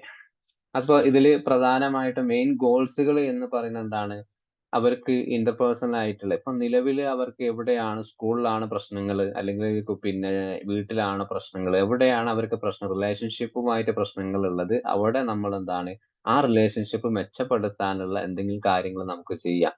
കുട്ടി എന്തുകൊണ്ടാണ് ബിഹേവിയർ കാണിക്കുന്നത്, പാരന്റ് പറഞ്ഞിട്ടുള്ള അതേ പ്രയാസം തന്നെയാണ് കുട്ടി ഇപ്പോൾ നമ്മുടെ മുമ്പിലും കാണിക്കുന്നത്. കുട്ടി എങ്ങനെയാണ് നമ്മോട് പെരുമാറിയിട്ടുള്ളത്, എന്തൊക്കെ കാര്യങ്ങളാണ് കുട്ടി നമ്മളോട് പറയാനുള്ളത്, ഇതൊക്കെ പൂർണ്ണമായിട്ട് കേന്ദ്രീകരിച്ച ശേഷം ശക്തമായിട്ടൊരു റിലേഷൻഷിപ്പ് നമ്മൾ ഉണ്ടാക്കി കൊടുക്കുക എന്നുള്ളതാണ്. പിന്നെ അതേപോലെ ഇമോഷണൽ, അവർക്ക് എന്താണ് വൈകാരികമായിട്ടുള്ള ആ ഒരു പ്രശ്നങ്ങൾ, ലക്ഷണങ്ങൾ, ഒരു സങ്കടവും ഈ പറഞ്ഞ ആങ്സൈറ്റി, ഡിപ്രഷനും ഒക്കെ ഉണ്ടെങ്കിൽ എന്താണ്, അതൊക്കെ നമ്മൾ മാക്സിമം എന്താണ് റെഡ്യൂസ് ചെയ്യാൻ നമുക്ക് ഈ തെറാപ്പിയിലൂടെ കഴിയണം. പിന്നെ മോശമായിട്ടുള്ള സ്വഭാവങ്ങൾ ഉണ്ടെങ്കിൽ അതിന്റെ സിംറ്റംസുകൾ നമ്മൾ കുറച്ചു കൊടുക്കുക. മാക്സിമം എന്താണ് അവരെ ഈ ഒരു ലൈഫിലേക്ക് എന്താണ് ആ കുട്ടിക്ക് നമുക്ക് പോസിറ്റീവ് ആയിട്ടുള്ള ചേഞ്ചസുകൾ മാത്രം, അത് ചെയ്തു നീ, നിന്റെ അച്ഛൻ അത് പറഞ്ഞല്ലോ, നീ എന്തുകൊണ്ടാണ് അത് ചെയ്തിട്ട് ഇത് ചെയ്തില്ലേ, അപ്പോ അവിടെ പ്രശ്നങ്ങൾ ഉണ്ടാക്കിയില്ലേ, ഈ ഒരു നിരന്തരമായിട്ടുള്ള അഡ്വൈസുകൾ എന്താണ് നമുക്ക് ഇതിക്ക് തെറാപ്പിയിൽ വേണ്ട. പ്രത്യേകിച്ച് കുട്ടികൾക്കിടയിൽ അഡോളസെന്റ് കേസുകളിൽ നമുക്ക് എന്താണ് അവിടെ അഡ്വൈസ് എന്ന് പറഞ്ഞിട്ടുള്ള ഒരു കാര്യം അവിടെ പാടില്ല. കാരണം അവർക്ക് കേൾക്കാൻ തയ്യാറുമല്ല, അതിനനുസരിച്ച് അവർ റെസ്പോൺസും ചെയ്യില്ല. ഇപ്പൊ റെസ്പോൺസ് ചെയ്യുകയാണെങ്കിൽ തന്നെ എന്താണ് ഒരു വല്ലാച്ചപ്പോ ദേഷ്യത്തോടോ അല്ലെങ്കിൽ മറ്റു തരത്തിലുള്ള ഒരു മോശമായിട്ട് ബിഹേവിയർ നമ്മുടെ മുമ്പിൽ അവർ കാണിക്കും. അപ്പോൾ ആ രീതിയിലായിരിക്കണം എന്താണ് അവർക്ക് നല്ല നല്ല കാര്യങ്ങൾ, അവർക്ക് എന്താണ് ആഗ്രഹങ്ങൾ ഉള്ളത്, എന്തുകൊണ്ടാണ് ഒരു കേസിൽ ഒരു ക്ലയന്റ് നമ്മളോട് കോപ്പറേറ്റീവ് ആവാത്തത്, അതിനനുസരിച്ച് എന്താണ് അവർക്ക് ഇഷ്ടപ്പെട്ട കാര്യങ്ങളിലേക്ക് നമ്മൾ പോവുക എന്നുള്ളതാണ്. അപ്പോ ഇതില് പ്രധാനമായിട്ടും നാല് കാര്യങ്ങൾ കൂടിയാണ് നമുക്ക് ഈ ഒരു തെറാപ്പിന്റെ ഒരു പ്രോഗ്രസ് എന്ന് പറയുന്നത്. അത് ഗ്രീഫ് ആൻഡ് ലോസ് എന്നുള്ളതാണ് പ്രധാനമായിട്ടും. അവർക്ക് ഇപ്പൊ നിലവിൽ എന്താണ് പിന്നെ ഈ ഒരു കേസ് അല്ലെങ്കിൽ ഇപ്പൊ നിലവിൽ ആ ക്ലയന്റിന് ഏതൊക്കെ രീതിയിലാണ് നഷ്ടങ്ങൾ, ഗ്രീഫ് ആൻഡ് ലോസ് എന്ന് പറയുക എന്തെങ്കിലും കാരണം റിലേഷൻഷിപ്പിൽ നഷ്ടബോധമോ അല്ലെങ്കിൽ സ്കൂളിൽ എന്തെങ്കിലും പ്രയാസങ്ങളോ ഒക്കെ ഉണ്ട് നമ്മൾ പൂർണ്ണമായിട്ടും മനസ്സിച്ചപ്പോ പല കേസുകളിലും എന്താണ് വീട്ടിൽ നിന്ന് പെട്ടെന്ന് ഒരു കുട്ടികൾക്ക് ആരെങ്കിലും മരിച്ചു പോയി കഴിഞ്ഞാലോ അവിടെ റിലേഷൻഷിപ്പിൽ ഇപ്പൊ ഒരു ഗ്രാൻഡ് ഫാദറോ ഗ്രാൻഡ് മദറോ കാലത്ത് ഭയങ്കര സ്നേഹമായിരുന്നു അവർ തമ്മിൽ. അപ്പൊ ഈ ഒരു കുട്ടിക്ക് ചിലപ്പോ അതൊന്നും ഈ ചിലപ്പോ പാരന്റിന്റെ മുമ്പത്തെ സപ്പോർട്ട് ഒന്നും ഉണ്ടല്ലോ, എല്ലാം ഗ്രാൻഡ് ഫാദറോ ഗ്രാൻഡ് മദറോ ഒക്കെ ആയിരിക്കും എല്ലാ കാര്യങ്ങളും ചെയ്തു കൊടുക്കുക. അപ്പൊ അത് പെട്ടെന്ന് ആളിൽ നിന്ന് ഇല്ലാണ്ടായപ്പോ പല പ്രശ്നങ്ങളും ആ കുട്ടിക്ക് വരാൻ സാധ്യതയുണ്ടാവും. അപ്പൊ ഇങ്ങനത്തെ സാഹചര്യം ഇവരെ ലൈഫിൽ എന്തെങ്കിലും ഒരു നഷ്ടബോധം ഉണ്ടായിട്ടുണ്ടോ എന്ന് നമ്മൾ നോക്കുക. ആ ഒരു സ്റ്റേജ് ആണ് ഗ്രീഫ് ആൻഡ് ലോസ് എന്ന് പറയും. പിന്നെ അതേപോലെ റോൾ ഡിസ്പ്യൂട്ടിലേക്ക് വരുന്ന സമയത്ത് എന്താണ് ഈ ഒരു മാതാപിതാക്കളുമായിട്ട് അല്ലെങ്കിൽ ഈ ഒരു റിലേഷൻഷിപ്പിൽ നിരന്തരമായിട്ടുണ്ടാകുന്ന പ്രശ്നങ്ങൾ എന്തൊക്കെയാണ്, എന്തിനാണ് ഇവർ വീട്ടിൽ വഴക്കുണ്ടാക്കുന്നത്, അല്ലെങ്കിൽ ടീച്ചേഴ്സിന്റെ ഇടയിൽ എന്തുകൊണ്ടാണ് ഈ ഒരു കുട്ടി മോശക്കാരനാവുന്നത്, അല്ലെങ്കിൽ ഫ്രണ്ട് സർക്കിൾ എന്തുകൊണ്ടാണ് ഈ കുട്ടി അവഗണിക്കപ്പെടുന്നത്, എന്തുകൊണ്ടാണ് അഗ്രസീവ് ആയിട്ടുള്ള ഒരു പെരുമാറ്റങ്ങൾ കാണുക. അവിടെയാണ് നമ്മൾ ഈ പറഞ്ഞിട്ടുള്ള പ്രസന്റ്ലി പ്രോബ്ലവുമായിട്ട് ബന്ധപ്പെട്ട് പൂർണ്ണമായിട്ടും ആ ഒരു കേസ് കുട്ടീന്റെ പൂർണ്ണമായിട്ടും ഒരു റിപ്പോർട്ട് ഉണ്ടാക്കുന്ന ഒരു സ്റ്റേജ് ആണ് റോൾ ഡിസ്പ്യൂട്ട് എന്ന് പറയുന്നത്. ഇനി അതേപോലെ റോൾ ട്രാൻസിഷൻ എന്ന് പറയുമ്പോൾ ജീവിതത്തിൽ സംഭവിക്കുന്ന അല്ലെങ്കിൽ മുമ്പ് ഇനി വരാനിരിക്കുന്ന അല്ലെങ്കിൽ കഴിഞ്ഞു പോയിട്ടുള്ള പല പ്രശ്നങ്ങളും കുട്ടിക്ക് എന്താണ് അത് ലൈഫിൽ എന്തൊക്കെ രീതിയിലാണ് ചേഞ്ചസ് ഉണ്ടാക്കി വരുത്തിയിട്ടുള്ളത്. ഇപ്പൊ നമ്മൾ ABC മെത്തേഡ് ഒക്കെ വരുന്നത് കുട്ടിക്ക് ഈ ഒരു പ്രശ്നം വരുന്നതിന് മുമ്പ് എങ്ങനെയായിരുന്നു, സംഭവവിശേഷം എന്തൊക്കെയാണ് അവിടെ കാണിച്ചത്, അതേപോലെ തന്നെ റോൾ ട്രാൻസിഷൻ ഈ ഒരു പ്രശ്നങ്ങൾ കാരണം കുട്ടിയുടെ ലൈഫ് ചേഞ്ചസിൽ എന്തൊക്കെയാണ് മാറ്റങ്ങൾ വന്നിട്ടുള്ളത്, സ്കൂളിൽ പ്രശ്നങ്ങളാണോ അല്ലെങ്കിൽ ടീച്ചേഴ്സിന്റെ ഇടയിൽ പാരന്റിന്റെ ഇടയിൽ പല പ്രശ്നങ്ങളും സാധാരണ കുട്ടികൾക്കുണ്ട്, പല പരാതികളും പറയും. അപ്പൊ അതേപോലെ ഏതെങ്കിലും മേഖലയിലെ കുട്ടിക്ക് പൂർണ്ണമായിട്ട് പ്രശ്നങ്ങൾ ഉണ്ടോ എന്നുള്ളത് നോക്കുക. പിന്നെ അതേപോലെ ഇന്റർപേഴ്സണൽ ഡെഫിസിറ്റ് എന്ന് പറയുമ്പോൾ അവർക്ക് പിന്നെ ഇപ്പൊ നിലവില് അവർക്ക് ഒരു പാരന്റുമായിട്ട് നല്ലൊരു റിലേഷൻഷിപ്പ് ഉണ്ടാക്കാനോ പ്രത്യേകിച്ച് ഒരു 13-14 വയസ്സ് നല്ല വാശിയും ഒക്കെ ഉള്ള കുട്ടികളാണെങ്കിൽ എപ്പോഴും തർക്കുത്തരം പറയുന്ന കാര്യങ്ങളായിരിക്കും. അപ്പൊ എന്താണ് പൂർണ്ണമായിട്ട് ഒരു വീട്ടിലൊക്കെ ഒരു ഒറ്റപ്പെടൽ ആയിട്ട് ആളിങ്ങനെ ജീവിച്ചു പോവുമായിരിക്കും. കാരണം വീട്ടില് ഭക്ഷണങ്ങൾ കഴിക്കുന്നു, അവരെ കൂടെ പോകുന്നു, അതൊക്കെ അല്ലാണ്ട് എന്താ വീട്ടിലെ ആൾ ഒരു ഒറ്റപ്പെടൽ, ഓപ്പൺ ആയിട്ട് കാര്യങ്ങളൊന്നും പറയാനോ ഇപ്പൊ എന്തെങ്കിലും ചോദിച്ചാൽ തന്നെ ഒരു വളരെ വാശിയോട് റെസ്പോൺസ് ചെയ്യുന്ന ആളുകളൊക്കെ ആയിരിക്കും. അപ്പൊ ഈ ഒരു സാഹചര്യം വരുമ്പോ ഇവരെ പ്രശ്നങ്ങൾ പൂർണ്ണമായിട്ടും നമ്മൾ തിരിച്ചറിയാം. ഒരു കുട്ടി നമ്മുടെ മുമ്പിൽ വന്നാൽ നിലവിൽ അവർ എന്ത് പ്രശ്നമാണ് നിലവിൽ അനുഭവിക്കുന്നത്, ആ അനുഭവമായിട്ട് എന്താണ് അവർ റിലേഷൻഷിപ്പിൽ എങ്ങനെയാണ് മുന്നോട്ട് കൊണ്ടുപോകുന്നത്, ഈ റിലേഷൻഷിപ്പിൽ പ്രശ്നങ്ങൾ ഉള്ളത് കാരണം അവരുടെ ഡെയിലി ലൈഫിൽ എന്തൊക്കെയാണ് സ്ട്രെസ് ലെവൽ കൂട്ടുന്നത്, എന്തൊക്കെയാണ് പ്രശ്നബാധിത മേഖലകൾ, അതുമൂലം എന്താണ് അവർ വീട്ടിൽ ഈ ഒരു സാഹചര്യത്തിൽ ഈ ഒരു പിന്നെ ഇന്റേണൽ ആയിട്ടും എക്സ്റ്റേണൽ ആയിട്ടും ഈ എൻവിറോൺമെന്റുമായിട്ട് ഒറ്റപ്പെട്ടുള്ള ആ ഒരു ഫീലിങ്സും കാര്യങ്ങളൊക്കെ അവരെ കൂടുതലായിട്ടുണ്ടോ എന്നുള്ള ഒരു 4 പ്രോഗ്രസീവുള്ള കാര്യങ്ങളാണ് ഈ ഒരു തെറാപ്പി കൊണ്ടുപോകേണ്ടത്. അപ്പോ ഇതില് പ്രധാനമായിട്ടും ഈ ഒരു തെറാപ്പിന്റെ മെയിൻ ലക്ഷ്യം എന്ന് പറയുമ്പോൾ പിന്നെ നമുക്ക് ഒരു റിലേഷൻഷിപ്പിൽ നല്ലൊരു ആരോഗ്യപരമായിട്ടുള്ള നല്ല റിലേഷൻഷിപ്പ് ഉണ്ടാക്കി കൊടുക്കുക എന്നുള്ളത്. അതിനപ്പുറം എന്താണ് എഫക്റ്റീവ് ആയിട്ടുള്ള ഒരു കമ്മ്യൂണിക്കേഷൻ നമുക്കുണ്ടാകും. പാരന്റിന്റെ ഇടയിലാണെങ്കിലും നമ്മുടെ ഇടയിലാണെങ്കിലും നല്ലൊരു കമ്മ്യൂണിക്കേഷൻ ഉണ്ടാക്കാൻ കുട്ടിയുമായിട്ട് നമ്മൾ സഹകരിക്കണം. അപ്പോ ഒരു സെഷനിൽ എന്താണ് കുട്ടിയുമായിട്ട് സംസാരിക്കുന്ന സമയത്ത് ആദ്യം ഒരു സെഷൻ പാരന്റിന് നമ്മൾ കേൾക്കാൻ അവസരങ്ങൾ കൊടുത്തു കഴിഞ്ഞാൽ പോലും എന്താണ് ചില കൗൺസിലേഴ്സ് അല്ലെങ്കിൽ നമ്മൾ തന്നെ ചെയ്ത മിസ്റ്റേക്ക് ഉണ്ട്. കുട്ടി സംസാരിക്കുന്നതിന്റെ കൂടെ തന്നെ പാരന്റിനെ നിർത്തും. എന്നിട്ട് കുട്ടിക്ക് എന്തെങ്കിലും പറഞ്ഞു തുടങ്ങുമ്പോൾ അത് അങ്ങനെയല്ല, പാരന്റ് തന്നെ പൂർണ്ണമായിട്ട് നമ്മളോട് ഈ ഒരു സ്പേസ് അവിടെ കിട്ടുന്നില്ല. കുട്ടിക്ക് എന്താണോ ക്ലയന്റിന് നമ്മളോട് പറയാനുള്ള ആ ഒരു സ്പേസ് ഉണ്ടാവില്ല. അപ്പോ നമ്മൾ കൗൺസിലിൽ ഇരിക്കുമ്പോൾ എന്താണ് കുട്ടിയെ എന്താണ് സംസാരിക്കുന്ന മനസ്സിലാവുന്ന ഒരു വളർന്നു വരുന്ന കുട്ടിയാണെങ്കിൽ എന്താണ് വ്യക്തമായിട്ട് കുട്ടിക്ക് ഒരു സംസാരിക്കാനുള്ള സ്പേസ് നമ്മൾ ഉണ്ടാക്കി കൊടുക്കണം. അതെന്താണ് അതേപോലെ നമ്മൾ അത് കേൾക്കാൻ തയ്യാറാവുകയാണ്. കുട്ടിക്ക് എന്താണ് പറയാനുള്ളത്, ഈ പ്രശ്നങ്ങളൊക്കെ വന്നിട്ട് എന്തുകൊണ്ടാണ്, കുട്ടിക്ക് കുറെ കാര്യങ്ങൾ വന്നിട്ടുണ്ടാവും. എന്തായാലും എന്താണ് ഒരു പ്രശ്നം വരുന്ന സമയത്ത് ഒരു കൈ കൊണ്ട് എന്തായാലും സൗണ്ട് ഉണ്ടാവില്ല, 2 കൈയും കൂട്ടി അടിച്ചാൽ മാത്രമേ ശബ്ദങ്ങൾ ഉണ്ടാവും. അപ്പൊ ആ രീതിയിൽ എന്താണ് കുട്ടിക്ക് പൂർണ്ണമായിട്ടും എന്താണ് നമ്മളോട് പറയാനുള്ളത് മനസ്സിലാക്കുക. അതുപോലെ തന്നെ ഇതിനൊക്കെ നമുക്ക് എന്താണ് ആ കേൾക്കാനുള്ള സമയം കൊടുക്കുന്ന സമയത്ത് നമുക്ക് നല്ലൊരു റാപ്പോ ബിൽഡപ്പ് ഉണ്ടാക്കാൻ കഴിയും അവിടെ. കാരണം അതിരുകളില്ല, കുട്ടിക്ക് എന്തും സംസാരിക്കാം. അതേപോലെ നമ്മളത് കേൾക്കാൻ തയ്യാറാണ്. അവിടെ നമ്മളൊരു പിന്നെ ബൗണ്ടറി ഫിക്സ് ചെയ്യുന്നില്ല. അതിരുകളില്ലാതെ കുട്ടിക്ക് എന്തും സംസാരിക്കുന്ന രീതിയിലായിരിക്കും മുന്നോട്ട് പോവുക. പിന്നെ അതേപോലെ തൻ്റെതായിട്ടുള്ള രീതിയിൽ എന്താണ് ആ കുട്ടിക്ക് പല രീതിയിലും കാര്യങ്ങൾ നമ്മൾ പറയുന്ന സമയത്ത് തന്നെ അവർക്ക് ഈ പറഞ്ഞ പോലെ ആ ഒരു പാരന്റിനെ മാറ്റി നിർത്തുന്ന സമയത്ത് ആക്രമണമായിട്ട് അഗ്രസീവ് ആയിട്ടുള്ള സ്വഭാവമൊക്കെ നമ്മുടെ മുമ്പിൽ കാണിക്കാൻ സാധ്യതയില്ല.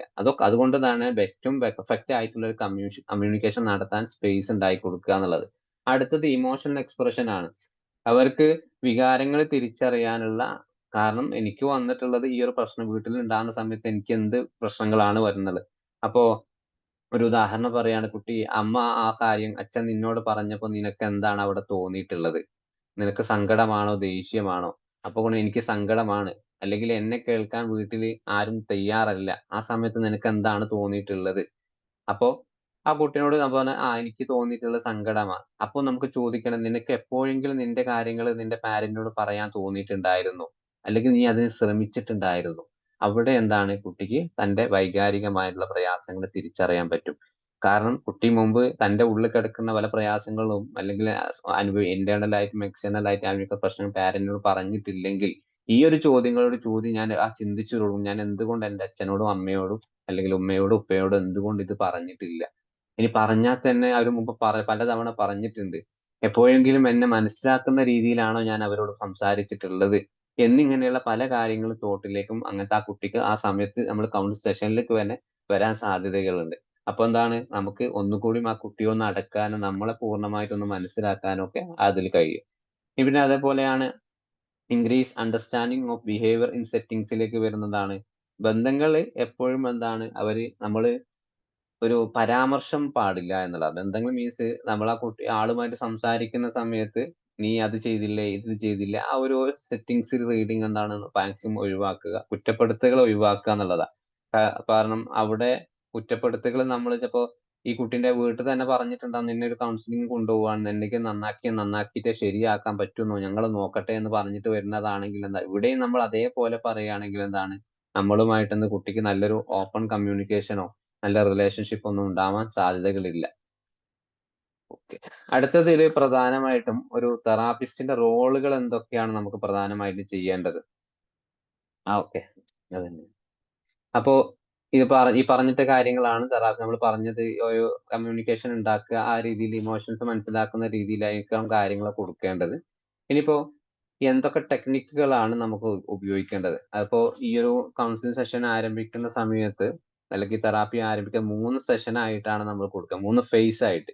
1 മണിക്കൂർ ആണെങ്കിൽ ഒന്ന് ഇനീഷ്യൽ സെഷൻ ആണ്, രണ്ടാമത് ഇന്റർമീഡിയറ്റ് സെഷൻ, ഫൈനലി ടെർമിനേറ്റ്. ഈ ഒരു 3 കാര്യങ്ങളായിട്ട് പോവുക. കാരണം ഓരോ സെഷനും എന്താണ് വ്യക്തമായിട്ടുള്ള ഒരു ധാരണ നമുക്ക് ഉണ്ടായിരിക്കണം. കുട്ടികളാണ്, വളരെ സൂക്ഷ്മതയോട് കൂടി അവരെ കേൾക്കാൻ തയ്യാറാവണം. അവർക്ക് കൊടുക്കേണ്ട കുറെ കാര്യങ്ങൾ ചോദ്യങ്ങളും പിന്നെ ഇതിലേക്കൂടി അല്ല നമ്മൾ പോകേണ്ടത്. ഈ ഡ്രോയിങ്, ആർട്ട് ബേസ് ആയിട്ടുള്ള കാര്യങ്ങളായിരിക്കും കുട്ടികളുമായിട്ട് ഇടപഴകുക. അപ്പൊ ഇത് പ്രധാനമായിട്ട് ഇനീഷ്യൽ സെഷനിൽ എന്തൊക്കെയാണ് ചെയ്യേണ്ടത്? തെറാപ്പിസ്റ്റ് ആദ്യ സെഷൻ തുടങ്ങുന്ന സമയത്ത് ഇൻടേക്ക് സെഷൻ എന്നൊക്കെ പറയാം.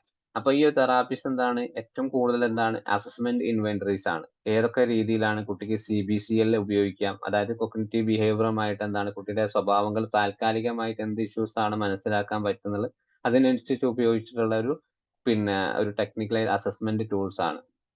അപ്പോ അതൊക്കെ എന്താണ്, അതേപോലെ കുട്ടിയുടെ ആങ്സൈറ്റി ഒക്കെ റിലേറ്റഡ് ആയ കാര്യങ്ങളൊക്കെ നമുക്ക് ഉപയോഗിക്കാൻ പറ്റുന്ന ഇൻവെന്ററീസ് ഒക്കെ ഉപയോഗിക്കാം. പിന്നെ അവിടെ പിന്നെ ഇവിടെ ഏറ്റവും പ്രധാനമായിട്ടും ഒന്ന് നോക്കേണ്ടത്, നമ്മൾ ഈ ഒരു തെറാപ്പിസ്റ്റ് എന്ന നിലയിൽ രോഗി അല്ലെ ക്ലയന്റിന്റെ ഭാഗത്താണ് നമ്മൾ നിൽക്കേണ്ടത്, അല്ലാണ്ട് പാരന്റിന്റെ ഭാഗത്തല്ല. കുട്ടിക്ക് എന്താണ് പറയാനുള്ളത് അത് കേൾക്കാൻ നമ്മൾ തയ്യാറാണ്. കുട്ടി എന്ത് പറഞ്ഞാലും എന്ത് തെറ്റ് ചെയ്താലും നമ്മൾ താൽക്കാലികം ആ കുട്ടിയുടെ സ്വഭാവം മാറ്റിയെടുക്കുക എന്നുള്ളതാണ് നമ്മുടെ റോള്. അപ്പൊ ആ റോളിന് എന്താണ് മാക്സിമം അവിടെ അവരെ കൂടെ നിൽക്കുക, കുട്ടിയുടെ കൂടെ നിൽക്കുക എന്നുള്ളതാണ്.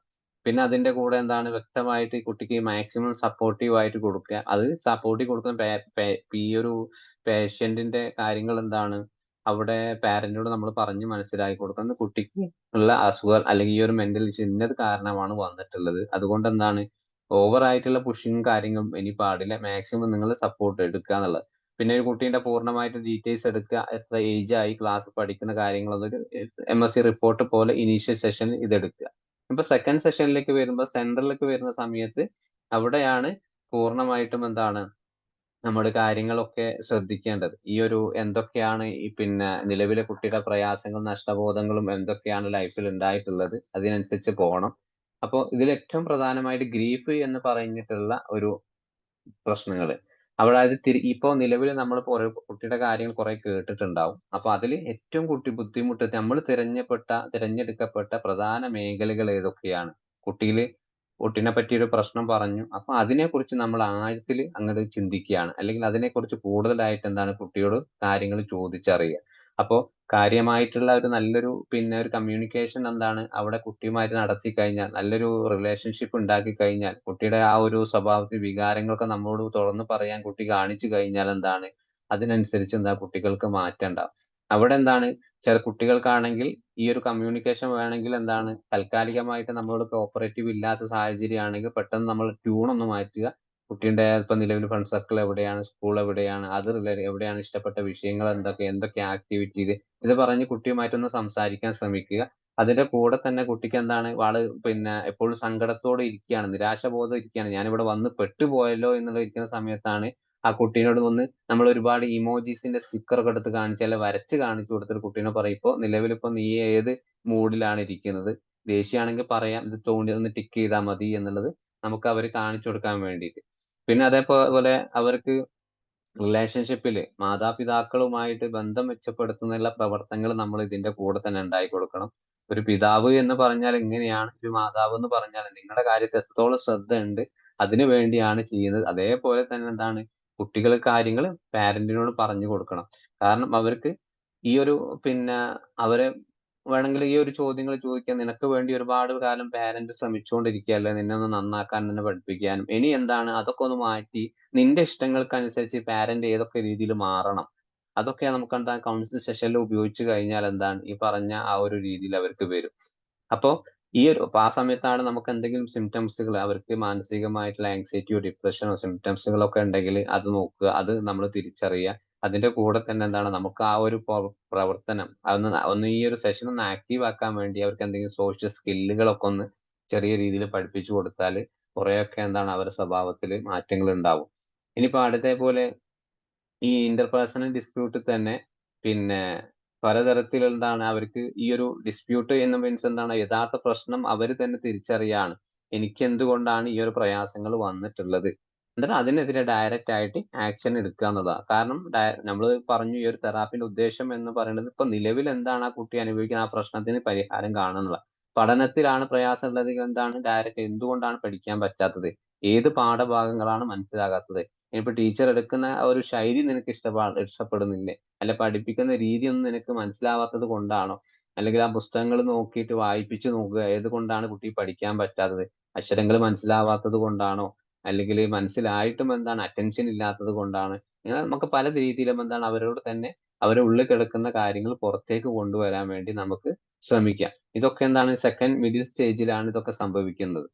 ഇനി അതേപോലെ അവർ റോൾ ട്രാൻസിഷൻ എന്തെങ്കിലും ഇത് ഈ ഒരു പ്രശ്നം ഏതെങ്കിലും രീതിയിൽ എന്താണ് അവർക്ക് ട്രാൻസ്ഫർ ചെയ്തു കൊടുക്കണം. ട്രാൻസ്ഫർ മീൻസ് എന്താണ് ഈ ഒരു പ്രശ്നം അവർ പഠന പ്രശ്നമാണെങ്കിൽ എന്താണ് ഏതൊക്കെ രീതിയിലാണ് അവർക്ക് മാറ്റിയെടുക്കാം. താൽക്കാലികമായിട്ട് ഇപ്പോ ഒരു ക്ലാസ്സിൽ നിന്ന് കിട്ടുന്ന ആ ഒരു പ്രശ്നങ്ങൾ മാത്രം, അല്ല ക്ലാസ്സിൽ നിന്ന് കിട്ടുന്ന ആ ഒരു കാര്യങ്ങൾ മാത്രം വീട്ടിലെത്തി പഠിപ്പിക്കാനൊന്നും ആരുമില്ല. പാരന്റ് നിരന്തരമായി പഠിച്ചോ എന്ന് പറയാന്നല്ലാണ്ട് അവരുടെ ഭാഗത്തുനിന്ന് സപ്പോർട്ടൊന്നും അവിടെ കിട്ടുന്നില്ല. അപ്പൊ എന്താണ് ഒരു ട്യൂഷനെ കൊടുത്ത് അല്ലെങ്കിൽ റെമഡിയേഷൻ കൊടുത്ത് കുട്ടിക്ക് എന്താണ് താൽക്കാലികമായിട്ടൊന്ന് ഒരു മാറ്റങ്ങൾ ഉണ്ടാക്കാൻ പറ്റുമെങ്കിൽ എന്താണ് നിലവിലൊന്ന് ട്രാൻസ്ഫർ ചെയ്യുന്നത് നല്ലതാണ്. അതിന്റെ കൂടെ തന്നെ ഇനിയിപ്പോ മറ്റേത് ബിഹേവിയർ ഇഷ്യൂസ് ആണെങ്കിൽ എന്താണ് ആ ഒരു ബിഹേവിയർ ഇഷ്യൂസ് മാറ്റാൻ വേണ്ടി താൽക്കാലികമായിട്ട് എന്താണ് കുട്ടിന്റെ സെൽഫ് എസ്റ്റീം വർദ്ധിപ്പിക്കുന്ന രീതിയിൽ പുറത്തേക്ക് കൊണ്ടുവരും, ആക്ടിവിറ്റീസ് കൂടുതലായിട്ട് പോസിറ്റീവായിട്ട് മറ്റുള്ള കുട്ടികളെ കൂടെ കളിക്കാൻ വിടുക, നല്ല നല്ല ഫ്രണ്ട്ഷിപ്പിലേക്ക് കൊണ്ടുപോവുക. അതേപോലെ ക്ലാസ് ലീഡർ താൽക്കാലികമായി ക്ലാസ്സിൽ വികൃതിയുള്ള കുട്ടികളൊക്കെ ആണെങ്കിൽ ക്ലാസ് ലീഡർ ആക്കി മാറ്റുക. ഇങ്ങനെ പലതരത്തിൽ എന്താണ് നമുക്ക് ആ നിലവിൽ അവർ അനുഭവിക്കുന്ന ആ റോൾ ഒന്ന് താൽക്കാലികം മാറ്റി കൊടുക്കാൻ പറ്റും. പിന്നെ അതേപോലെയാണ് ഈ ഒരു ഇന്റർപേഴ്സണൽ ഡിഫിഷ്യൻസി തന്നെ വരുന്നത് എന്താണ് അവർക്ക് പല കാരണങ്ങൾ ചിലപ്പോൾ ആങ്സൈറ്റി കൂടുതലുള്ളത് കൊണ്ട് വീട്ടില് അല്ലെങ്കിൽ ഈ ഒരു പ്രശ്നം ഉള്ളത് കൊണ്ട് തന്നെ വീട്ടിലൊക്കെ പല ബുദ്ധിമുട്ടും അവർക്കുണ്ടാവും. ആരോടും സംസാരിക്കുന്നില്ല, തുറന്നു പറയുന്നില്ല, ഭക്ഷണം കഴിക്കുന്നില്ല, പല സിംറ്റംസുകൾ അവർക്കുണ്ടാവും. ഇത് മാക്സിമം എന്താണ് ഈ ഗുളിക അത് നമ്മൾ റെഡ്യൂസ് ചെയ്യാൻ തെറാപ്പിസ്റ്റ് എന്ന നിലയിൽ നമുക്ക് ഉണ്ടാക്കി കൊടുക്കണം. അവർക്ക് എവിടെയാണ് വീട്ടിൽ പ്രശ്നങ്ങൾ ഉള്ളത്, പാരന്റിനോട് ഏത് രീതിയിലാണ് സംസാരിക്കുന്നത്, പാരന്റ് കുട്ടികളോട് എങ്ങനെയാണ് സംസാരിക്കുന്നത്, അത് എന്താണ് ഈ ഒരു പുതിയ റിലേഷൻഷിപ്പ് ഉണ്ടായിക്കോട്ടെ. കുട്ടികളുമായിട്ട് സംസാരം കുറഞ്ഞ സമയമെങ്കിലും വേണ്ടത് കുട്ടികളുടെ കൂടെ പഠിക്കാനിരിക്കുക, പിന്നെ അതേപോലെ അവരുമായിട്ടുള്ള പ്രയാസങ്ങൾക്കിടയിൽ അവർക്ക് വേണ്ടി സമയം ചെലവഴിക്കുക എന്നുള്ളതാണ് പ്രധാനമായിട്ടും അവർക്കുള്ളുള്ള കാര്യങ്ങൾ. അപ്പൊ നമ്മൾ ഏറ്റവും നല്ല രീതിയിൽ മനോഹരമായ രീതിയിൽ ആ കുട്ടികളുമായിട്ട് സ്നേഹിച്ചു കഴിഞ്ഞാൽ അവരോട് കാര്യങ്ങൾ തുറന്നു എന്ത് പ്രശ്നം വന്നാലും നിനക്ക് എന്നോട് പറയാം. കാരണം ഒരു തെറ്റ് പറ്റിയ പ്രശ്നങ്ങളൊന്നുമില്ല. കാരണം അത് തുറന്നു പറയുമ്പോഴാണ് യഥാർത്ഥത്തിൽ നല്ലൊരു മനസ്സിന്റെ ഉടമയാകുന്നത് എന്നുള്ള ഒരു ശൈലി പാരന്റിന്റെ ഭാഗത്ത് കുട്ടികൾക്ക് കിട്ടുമ്പോൾ അവർക്ക് വളരെയധികം എൻകറേജ് ചെയ്യും. പിന്നെ അവർ അറിഞ്ഞുകൊണ്ട് എന്താണ് ഒരു തെറ്റിലേക്കും പോകാൻ കഴിയില്ല. അപ്പൊ ഒരു ഉദാഹരണം വരെ കുട്ടി നമ്മുടെ വീട്ടിൽ മുമ്പിൽ കളിക്കുമ്പോൾ ആള് ഒന്ന് വീണു എന്ന് വിചാരിക്കുക. അപ്പൊ ആ കുട്ടി ഓടി വന്ന് നമ്മളെടുത്ത് നമ്മൾ അവിടെ ഇരിക്കുന്നുണ്ട്. അപ്പൊ ഓടി വന്ന് കുട്ടി കരഞ്ഞുകൊണ്ട് വരുന്നു. നമ്മൾ ആദ്യം പറയുന്നത് എന്താ, നീ കളിക്കാൻ പോയിട്ടല്ലേ, നിനക്ക് അടങ്ങിയിരുന്നാ പോരായിരുന്നോ. അതേ സമയത്ത് ഇത് പറയണത് സമയത്ത് നിനക്ക് വേദനിച്ചോ, സാധാരണ ഇത് കളിക്കുമ്പോൾ സാധാരണ വികുന്നതാണ്, ഇതൊന്നും കുഴപ്പമൊന്നുമില്ല, നീ തന്നെയല്ലേ ഒന്നുകൂടി പോയി കളിച്ചോ എന്ന് പറയുമ്പോൾ ഇതേപോലെ ആയിരിക്കണം. ഒരു കുട്ടിക്ക് ഒരു സങ്കടങ്ങൾ വരുമ്പോൾ എന്തെങ്കിലും മിസ്റ്റേക്കുകൾ പറ്റുമ്പോൾ ആ മിസ്റ്റേക്കിനെ നമ്മൾ കൂടുതലായിട്ട് വളർത്തിയെടുക്കാതെ ആ മിസ്റ്റേക്കിനെ എങ്ങനെ പരിഹരിക്കാം എന്നുള്ള രീതിയിലായിരിക്കണം പാരന്റിന് നമ്മൾ പഠിപ്പിക്കേണ്ടത്, പാരന്റ് ശ്രദ്ധിക്കേണ്ട കാര്യങ്ങളും. പിന്നെ ഇതിൽ ഫൈനലി നോക്കുമ്പോൾ ഒരു സെഷന്റെ അവസാന ഭാഗമാണ് ടെർമിനേഷൻ എന്ന് പറയുന്നത്. കാരണം ഈ ഒരു ആദ്യത്തെ ഒരു 15-20 മിനിറ്റ് നമ്മൾ പൂർണ്ണമായിട്ട് റിപ്പോർട്ട് എടുക്കുന്നു. സെക്കൻഡ് 20 മിനിറ്റ് എന്താണ് കുട്ടി യഥാർത്ഥ പ്രശ്നവുമായിട്ട് സംസാരിക്കുന്നു, പാരന്റുമായിട്ട് ഉൾപ്പെടുത്തിയിട്ട്. പിന്നെ സെപ്പറേറ്റ് ആയി കുട്ടികളുമായിട്ട് സംസാരിക്കുന്നു. പിന്നെ അതിനുശേഷം ഫൈനലി ആയിട്ട് ഈ ഒരു എങ്ങനെയാണ് സെഷൻ അവസാനിപ്പിക്കുക എന്ന് വെച്ചാൽ ഇതുവരെ എത്തിയ നമ്മൾ ഈ ഒരു സെഷന് കൊടുക്കുന്ന സമയത്ത് എന്തൊക്കെ പുരോഗതി ഈ കുട്ടികൾ കണ്ടെത്തിയിട്ടുണ്ട് എന്നുള്ളത് ശ്രദ്ധിക്കുന്ന കാര്യങ്ങളാണ്. അപ്പൊ ആ കുട്ടിയോട് തന്നെ ചോദിക്കാം, എന്തൊക്കെയാണ് നിനക്ക് ഇവിടെ മനസ്സിലായിട്ടുണ്ട്, നമ്മൾ പറഞ്ഞ കാര്യങ്ങളൊക്കെ ഒന്ന് മനസ്സിലായിട്ടുണ്ടോ, അല്ലെങ്കിൽ പിന്നെ ഇതേപോലെ പ്രശ്നങ്ങൾ വന്നു കഴിഞ്ഞാൽ തനിക്ക് എങ്ങനെയാണ് പിന്നെ വീട്ടിലെ ആളുകളോടൊക്കെ എങ്ങനെയൊക്കെ പെരുമാറാൻ പറ്റും എന്നുള്ള കാര്യങ്ങളൊക്കെ കുട്ടിയോട് ചോദിക്കുക. പിന്നെ അവർക്ക് എന്താണ് ഈ ഒരു പിന്നെ ഈ ലോസ് ആൻഡ് ഗ്രീൻ എന്തെങ്കിലും നഷ്ടബോധവുമായിട്ട് ബന്ധപ്പെട്ടുള്ള എന്തെങ്കിലും ആ ഒരു ടെൻഷനും കാര്യമുള്ള കുട്ടികൾക്കാണെങ്കിൽ അത് റിലേറ്റഡ് ആയിട്ട് നമ്മൾ പൂർണ്ണമായിട്ടും പാരന്റിന്റെ കൂടെ തന്നെ, നിങ്ങളെ കൂടെ എല്ലാവരും ഉണ്ട്, ആരും നഷ്ടപ്പെട്ടു പോയിട്ടില്ല.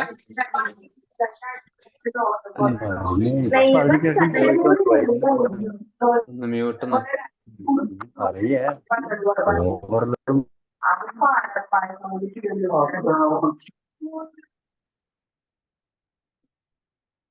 ഓക്കെ, അവര് അറിയാതെ പറ്റിപ്പോയതായിരിക്കാം. അപ്പോ ഈ ഒരു ടെർമിനേഷൻ അവസാനം നമ്മൾ ഫൈനൽ സ്റ്റേജിൽ എത്തുന്ന സമയത്ത് മാക്സിമം കുട്ടികളുമായിട്ട് അവരുടെ പ്രോഗ്രസ് ആണ് ശ്രദ്ധിക്കുന്നത്. എന്തൊക്കെയാണ് പ്രോഗ്രസ്, നമ്മൾ കൊടുത്തിട്ട് അസസ്മെന്റും കാര്യങ്ങളും എന്തൊക്കെ റിസൾട്ട് നമ്മൾ വ്യക്തമായിട്ട് പറഞ്ഞു കൊടുത്തിട്ടുണ്ടോ എന്ന് അവരോട് ചോദിക്കുക, അത് അറിയുക എന്നുള്ളതാണ്. ഇനിയിപ്പോ ഇതില് പിന്നെ സ്പെസിഫിക് ആയിട്ടുള്ള ടെക്നിക്കുകൾ എന്തൊക്കെയാണ് നമുക്ക് ഈ ഇതിന്റെ കൗൺസിലിംഗിന്റെ പുറമെ സൗണ്ടിന് എന്തെങ്കിലും പ്രശ്നങ്ങളുണ്ടോ? എക്കോ വരുന്നുണ്ട്, എക്കോ. അതെ, എക്കോ ഉണ്ട്. അത് ആരുടെയെങ്കിലും മൈക്ക് ഓൺ ആയിരിക്കും, അതാ. ആരോ ഓണാക്കി. എല്ലാരും ഒന്ന് മ്യൂട്ട് ആക്കാൻ പറ്റുമോ?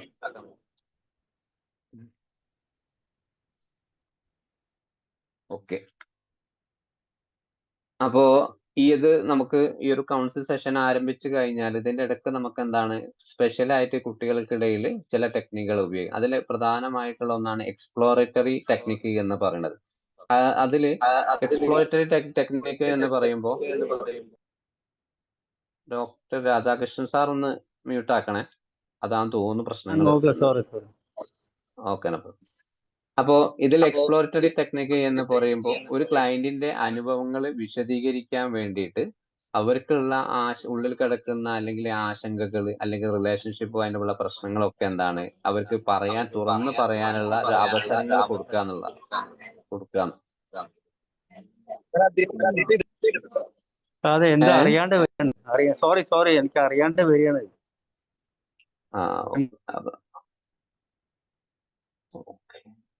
ഞാന് അൺമ്യൂട്ട് ആക്കിയിട്ടുണ്ട്, മ്യൂട്ട് ആക്കി കൊടുത്തിട്ടുണ്ട്. ഇനി വരുമോ നോക്കാം. അപ്പോ ഇതിൽ എക്സ്പ്ലോറേറ്ററി ടെക്നിക്ക് എന്ന് പറയുന്നത് നമ്മൾ സാധാരണ CBT-ലൊക്കെ ഉപയോഗിക്കുന്നത് പോലെ എന്താണ് സോക്രാറ്റിക് ക്വസ്റ്റ്യൻസ് പോലെ ഉപയോഗിക്കുന്ന കാര്യങ്ങളാണ്. ഒന്ന് പ്രധാനമായിട്ടും നോൺ ഡയറക്റ്റീവ് ആയിട്ടുള്ള കാര്യങ്ങളാണ്. അതായത് നിർദ്ദേശങ്ങൾ നൽകാതെയുള്ള ഒരു സമീപനം കൊടുക്കുക എന്നുള്ളത്. നമ്മൾ ഒരു കാര്യം കുട്ടിയോട് എന്താണ് കാര്യങ്ങൾ ചോദിക്കുക, എന്താണ് അത് ഇങ്ങനെ പറഞ്ഞൂടെ, ഇങ്ങനെ ചെയ്തൂടെ പറയുന്നതിന് പകരം എന്താണ് അവർക്ക് എന്താണ് പറയാനുള്ളത്, ഈ കുട്ടിക്ക് ഇത് റിലേറ്റഡ് ആയിട്ട് നമ്മളോട് എന്താണ് കാര്യങ്ങൾ പറയാനുള്ളത് എന്ന് നമ്മൾ അവസരങ്ങൾ കൊടുക്കുകയാണ് നോൺ ഡയറക്റ്റീവ് ആയി. അവിടെ നമ്മൾ ഒന്ന് സൈലന്റ് ആയിട്ട് ഇരിക്കുക എന്നുള്ളതാണ്. അപ്പോ കുട്ടി വന്ന സമയത്ത് തന്നെ പിന്നെ കുട്ടി കാര്യങ്ങളൊക്കെ പാരന്റ് സംസാരിക്കുമ്പോൾ കുട്ടീനോട് പറയാം, നിനക്ക് എന്തെങ്കിലും ഇതുമായിട്ട് സംസാരിക്കാനുണ്ടോ, സംസാരിച്ചോ. കാരണം പാരന്റ് പറയുന്നതല്ല പ്രധാനമായിട്ടും കേൾക്കാനുള്ളത്. ഞങ്ങൾക്ക് നീ എന്താണോ പറയുന്നത്, അല്ലെങ്കിൽ നീ എന്താണോ ഞങ്ങളോട് പറയുന്നത്, അതാണ് എനിക്ക് പൂർണ്ണമായിട്ട് ശ്രദ്ധിക്കേണ്ടതും. അപ്പൊ നിനക്ക് എന്ത് വേണമെങ്കിലും അവിടെ കൊടുക്കാം. അവിടെ എന്താണ് ഒരു കോമ്പറ്റൻസ് ആൻഡ് ഓട്ടോണമി, കുട്ടിക്ക് ഒരു സ്വാതന്ത്ര്യം നൽകുകയാണ്, എന്തും പറയാനുള്ള ആ ഒരു സ്വാതന്ത്ര്യം. ഇത് കൊടുക്കുമ്പോൾ എന്താണ് ആള് പിന്നെ സ്വയമായിട്ട് ചിന്തിച്ചു തുടങ്ങും. കാരണം എന്താണ് ഈ ഒരു സ്പേസ് വീട്ടിൽ കിട്ടാത്ത ഒരു സ്പേസ് ആണ് എനിക്ക് ഇവിടെ കിട്ടിയിട്ടുള്ളത്. ആ ഒരു സ്പേസിന് എന്താണ് നമ്മൾ മനസ്സിലാക്കി കൊടുക്കുമ്പോൾ, അവർ കൊടുക്കുമ്പോൾ സെൽഫ് എക്സ്പ്രഷൻ എന്താണ് വൈകാരികം വെച്ചപ്പോ ഒരു കരച്ചിലായിരിക്കാം, ചിലപ്പോൾ നമ്മളോട് കൂടുതൽ അടുക്കാൻ ശ്രമിക്കും, പല കാര്യങ്ങൾ അഭിനയിപ്പിക്കും. പിന്നെ അതേപോലെയാണ് ഓപ്പൺ എൻഡഡ് ക്വസ്റ്റ്യൻസ് എന്ന് പറയുന്നത്. അപ്പൊ ഈ ഓപ്പൺ എൻഡഡ് ക്വസ്റ്റ്യൻ തുറന്ന് പറയാനുള്ള അവസരങ്ങൾ ഉണ്ടാക്കുന്നത്, അതുപോലെ തന്നെ നമുക്കൊരു ചോദ്യങ്ങൾ അങ്ങോട്ട് ചോദിക്കുക എന്നുള്ളതാണ്. പിന്നെ അമ്മ നിന്നെ കുറിച്ച് പറഞ്ഞിട്ട്, അല്ലെ ടീച്ചർ നിന്നെ കുറിച്ച് പറഞ്ഞിട്ടുള്ള കാര്യങ്ങളെ കുറിച്ച് ഇങ്ങനെയൊക്കെയാണ് നമ്മളോട് പറഞ്ഞിട്ടുള്ളത്, അതിനെ കുറിച്ച് നിനക്ക് എന്താണ് പറയാനുള്ളത്, അവര് പറഞ്ഞത് സത്യമായിട്ടുള്ള കാര്യങ്ങളാണോ, അത് നീ പൂർണ്ണമായിട്ട് അംഗീകരിക്കുന്നുണ്ടോ, അല്ലെങ്കിൽ അതിൽ വേറെ എന്തെങ്കിലും കാര്യങ്ങൾ അതിൽ ഒളിഞ്ഞു കിടപ്പുണ്ടോ എന്നുള്ളത്. അപ്പോ ഇതേ സമയത്ത് ഇത് പറഞ്ഞ ശേഷം കുട്ടി പറയാണ് അതൊക്കെ പൂർണ്ണമായും കള്ളമാണ്, എന്റെ ഭാഗത്ത് അങ്ങനെയൊന്നും ഉണ്ടായിട്ടില്ല. അപ്പോ ഇത് എന്നെങ്കിലും മറ്റുള്ള കുട്ടികൾക്കിടയിൽ സംഭവിച്ചിട്ടുണ്ട്, നിന്റെ പെരുമാറ്റത്തിൽ എപ്പോഴെങ്കിലും നിനക്ക് എന്തൊരു മോശമായിട്ട് തോന്നിയിട്ടുണ്ട്. ഇപ്പൊ ഒരു കൗൺസിലിംഗ് കൊണ്ടുവന്നിട്ടുള്ളത് എന്താണ്, നിനക്കൊരു മോശമായിട്ടുള്ള ബിഹേവിയർ ഉള്ളത് കൊണ്ടാണ് അവർ പറയുന്നത് അങ്ങനെയാണ്. അപ്പോ നിനക്ക് എപ്പോഴും തോന്നിയിട്ടുണ്ട് നിനക്കൊരു മോശമായിട്ടൊരു ബിഹേവിയർ അവിടെ ഉണ്ട്, അല്ലെങ്കിൽ എന്റെ ചെയ്യുന്നതൊക്കെ തെറ്റാണെന്ന് തോന്നിയിട്ടുണ്ടോ? ഇതൊക്കെ ഒരു ഓപ്പൺ എൻഡഡ് ക്വസ്റ്റ്യൻ ആണ്. കാരണം അവിടെ ഒരു യെസ് ഓർ നോ ക്വസ്റ്റ്യൻ അല്ല ഉദ്ദേശിക്കുന്നത്, നീ തെറ്റ് ചെയ്തിട്ടുണ്ടോ അല്ലെങ്കിൽ നീ ചെയ്തില്ലേ, അതാവരുത്. കാരണം കുട്ടി വ്യക്തമായിട്ടുള്ള ഒരു എക്സ്പ്ലനേഷൻ നമുക്ക് ആ സമയത്ത് തരണം. ആ രീതിയിലായിരിക്കണം ചോദ്യങ്ങൾ ചോദിക്കേണ്ടത്. അങ്ങനെ തുറന്ന് പറയാനുള്ള അവസരങ്ങൾ നമ്മൾ ഉണ്ടാക്കി കൊടുക്കുക എന്നുള്ളത്. പിന്നെ അതേപോലെ എക്സ്റ്റൻഷൻ ഓഫ് പ്രൊഡക്റ്റീവ് ടോപ്പിക് എന്ന് പറയുമ്പോൾ എന്താണ്, കുട്ടി സംസാരിച്ച് തുടങ്ങിക്കഴിഞ്ഞാൽ ആ കുട്ടി സംസാരിച്ച കാര്യങ്ങളുമായിട്ട് നമുക്ക് പതിയെ എന്താണ് ആ കുട്ടിയുടെ എവിടെയാണ് കുട്ടി സംസാരിച്ച് തുടങ്ങിയിട്ടുള്ളത്, കുട്ടി പറയുന്ന കാര്യങ്ങൾ എന്താണ് പൂർണ്ണമായിട്ട് നമ്മൾ മനസ്സിലാക്കുക. അതിന്റെ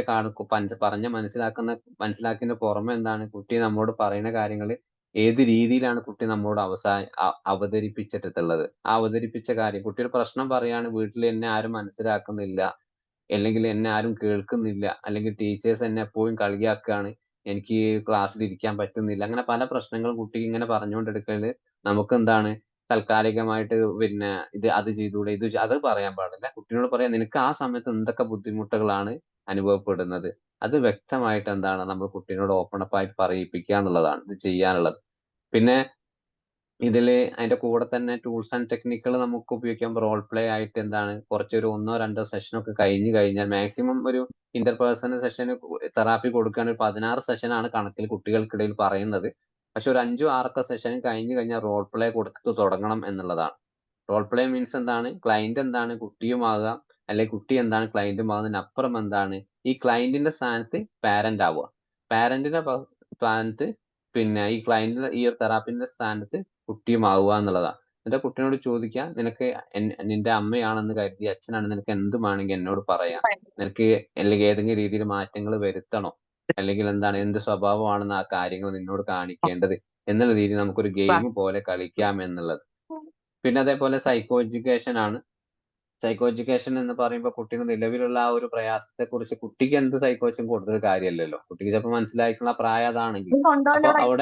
അപ്പൊ അവിടെ അവിടെ പാരന്റിന് പിന്നെ മാക്സിമം അവർക്ക് ഒരു സൈക്കോ എഡ്യൂക്കേഷൻ കൊടുക്കാൻ ശ്രമിക്കുക. എന്താണ് കുട്ടിയുടെ യഥാർത്ഥത്തിലെ പ്രശ്നങ്ങൾ, അല്ലെങ്കിൽ പിന്നെ ഈ കുട്ടിക്ക് എന്താണ് ആ ഒരു വീട്ടിലുണ്ടാകുന്ന പ്രയാസങ്ങളെ കുറിച്ച് പാരന്റ് പറഞ്ഞ് മനസ്സിലാക്കി കൊടുക്കുക. അതിന്റെ കൂടെ തന്നെ ഡ്രോ ആൻഡ് ടാക്ക് എന്ന് പറയുമ്പോൾ എന്താണ്, പറയാൻ ബുദ്ധിമുട്ടുള്ള കാര്യങ്ങളൊക്കെ കുട്ടിനോട് വരച്ച് കാണിക്കാൻ പറയും. ഒരു ചിത്രം കുട്ടിയോട് വരച്ചിട്ട് പറയും, ചിത്രത്തെ കുറിച്ച് എന്താണ് നിനക്ക് പറയാനുള്ളത്, അതേപോലെ ഈ ഒരു ചിത്രം ഇനിയിപ്പോ നമ്മള് കുട്ടീനോട് പറയാം നിന്റെ ഇഷ്ടപ്പെട്ട ഒരു എന്തൊക്കെ പറയാനുള്ള കാര്യം ചിത്രമായിട്ട് വരക്കാൻ പറ്റുമെങ്കിൽ അതും ചെയ്യാം എന്നുള്ളതൊക്കെ ആണെങ്കിൽ കുട്ടിക്ക് ഓപ്പൺ അപ്പ് ആകാൻ സാധ്യത കൂടുതലാണ്. ഇപ്പൊ സ്റ്റോറി ടെല്ലിങ്ങിൽ എന്താണ് കുട്ടിക്ക് ഈ ഒരു കാര്യങ്ങൾ മുമ്പ് പിന്നെ ഒരു നടന്ന സംഭവങ്ങളൊക്കെ പറയാൻ നമുക്ക് വല്ലാത്ത കുട്ടിക്ക് ബുദ്ധിമുട്ട് സാഹചര്യമാകുമ്പോൾ കുട്ടിനോട് പറയാ ഒരു ഏതെങ്കിലും ഒരു പിക്ചർ കാണിച്ചിട്ടോ അല്ലെങ്കിൽ ഒരു പാവയോ ചെറിയ കുട്ടികളൊക്കെ പാവയോ കാണിച്ചിട്ട് അല്ലെങ്കിൽ എന്തെങ്കിലും ടോയ്സോ കാണിച്ചിട്ട് കുട്ടീനെ പറയാം ഒരു കഥ രൂപത്തിൽ നിന്റെ പ്രശ്നങ്ങൾ അങ്ങോട്ട് ആദ്യം ഒരു കഥ പറഞ്ഞു കൊടുക്കുക. എന്നിട്ട് അതേപോലെ തിരിച്ചും എന്താണ് നിന്റെ പ്രശ്നങ്ങൾ ഈ ഒരു രീതിയിലേക്ക് ആക്കിയിട്ട് ഇന്ന സാധനം കാണിച്ചു കൊടുത്ത് അതേപോലെ പറയാൻ.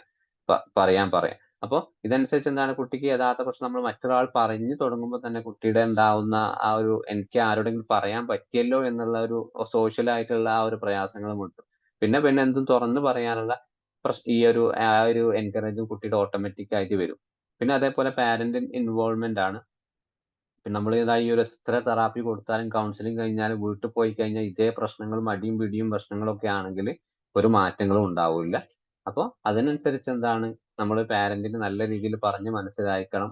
ഓരോ സെഷനും എന്താണ് കുട്ടിയെ മാത്രമായിട്ട് എന്താണ് ഒരു സെഷനിൽ പറഞ്ഞു വിടാൻ പാടില്ല.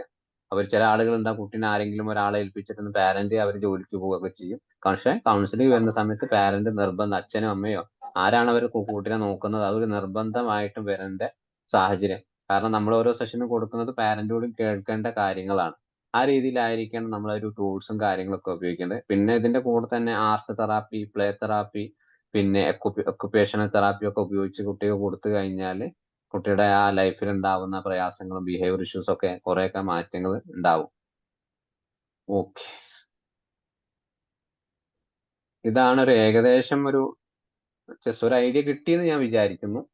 കാരണം നമുക്കൊരു സമയപരിധി വളരെ കുറവാണ് ഡീപ്പായിട്ടൊരു പോകാൻ വേണ്ടിയിട്ട്. അപ്പോൾ ഒരു കേസ് വന്നു കഴിഞ്ഞാൽ നമുക്ക് പ്രധാനമായിട്ടും ഒരു 3 സെഷൻ ഫേസ് 1 പിന്നെന്താണ് കുട്ടിയുടെ പൂർണ്ണമായിട്ടുള്ള ഡീറ്റെയിൽസ് എടുക്കുക. പിന്നെ ഫേസ് 2ലേക്ക് സെൻട്രൽ മീഡിയത്തിലേക്ക് വരുന്ന സമയത്ത് കുട്ടിയുടെ പിന്നെ പ്രശ്നത്തെക്കുറിച്ച് ആഴത്തിൽ നമ്മൾ അന്വേഷിക്കുക. എന്താണ് പ്രയാസം, എവിടെ നിന്നാണ് കുട്ടിക്ക് വന്നിട്ടുള്ളത്, ആര് മൂലമാണ്, പാരന്റിന്റെ ഇതിലുള്ള ഒരു കണക്ഷൻ എങ്ങനെയാണ്. പിന്നെ ഫൈനൽ ഫേസ് 3ലേക്ക് വരുന്ന സമയത്ത് കുട്ടിക്ക് നമ്മൾ കൊടുത്തിട്ടുള്ള തെറാപ്പി കുട്ടിയിൽ എന്തൊക്കെയാണ് മാറ്റങ്ങൾ ഉണ്ടായത് ആ സെഷനിൽ തന്നെ നമ്മൾ ശ്രദ്ധിക്കുക എന്നുള്ളത്. അല്ലാണ്ട് പിന്നെ നമ്മൾ നോർമലായിട്ട് അഡൽട്ടിന് കൊടുക്കുന്ന സമയത്ത് എന്താണ് താൽക്കാലികം 1 മണിക്കൂർ കേട്ടിട്ട് തൽക്കാലം ഒരു റിലാക്സേഷൻ കൊടുത്തു വിടും. സെക്കൻഡ് സെഷനിലേക്കായിരിക്കും വ്യക്തമായിട്ടൊരു ട്രീറ്റ്മെന്റ് പ്ലാനുകൾ നമ്മൾ പ്ലാൻ ചെയ്യുക. അപ്പോൾ ഏത് തെറാപ്പിയാ കൊടുക്കുക, എങ്ങനെയൊക്കെയാണ് ടെക്നിക്ക് കൊടുക്കുക ഒക്കെ നമ്മൾ ആലോചിക്കും. ഇതേ സമയത്ത് ഒരു ഫസ്റ്റ് സെഷൻ തന്നെ അവസാനത്തെ നിമിഷങ്ങളിലേക്ക് എന്താണ് നമ്മൾ കുട്ടികൾക്ക് ഉണ്ടാവുന്ന മാറ്റങ്ങൾ എന്താണ് നമ്മൾ ശ്രദ്ധിച്ചു തുടങ്ങണം. നമ്മൾ പറയുന്നത് അവർ കേൾക്കുന്നുണ്ടോ, മനസ്സിലായിട്ടുണ്ടോ, എന്തൊക്കെ രീതിയിലാണ് അവർക്ക് മാറ്റങ്ങൾ ഉള്ളത്, ഇനിയും നിനക്ക് ഈ ഒരു സെഷനിലേക്ക് വരാൻ താല്പര്യമുണ്ടോ, നീ അടുത്ത ആഴ്ച വരുവോ, എന്നിങ്ങനെയുള്ള ചോദ്യങ്ങൾ അവരോട് ചോദിക്കണം. ചില ആളുകൾക്ക് ചില കുട്ടികൾ നമ്മൾ എന്ത് പറഞ്ഞു കൊടുത്താലും അപ്പോ ഒരു കോപ്പറേറ്റീവ് ഉണ്ടാവില്ല. അപ്പൊ ഒരു 2 സെഷൻ 3 സെഷനൊക്കെ പാരന്റിന്റെ കൂടെ വന്നപ്പോ എന്താണ് നമ്മുടെ അങ്ങോട്ടുണ്ടാകുന്ന ആ ഒരു റിലേഷനും ഒക്കെ പിന്നെ ബോണ്ടിങ് ഒക്കെ ആകുമ്പോൾ പതിയെ ആള് വരും. അതനുസരിച്ച് ഒരിക്കലും പിന്നെ നമ്മൾ ഒരു കണക്ഷൻ ഇല്ലാതിരിക്കില്ല. എന്തായാലും നമ്മൾ നല്ലൊരു ബോണ്ടിങ് അവർ വരും. പെട്ടെന്നാവില്ല എന്നുള്ളതാണ്. പ്രത്യേകിച്ച് ഒരു 13-14 വയസ്സുള്ള കുട്ടികൾക്കൊക്കെ ആകുമ്പോൾ വല്ല ബുദ്ധിമുട്ട് തന്നെയാണ്. ചെറിയ കുട്ടികളാകുമ്പോൾ കളിയും ഈ ഡ്രോയിങ് ഇതൊക്കെ ആകുമ്പോൾ അവർ നമ്മളുമായിട്ട് അടുക്കും. അപ്പൊ അതൊക്കെ ഒന്ന് ശ്രദ്ധിക്കേണ്ട കാര്യങ്ങളാണ്.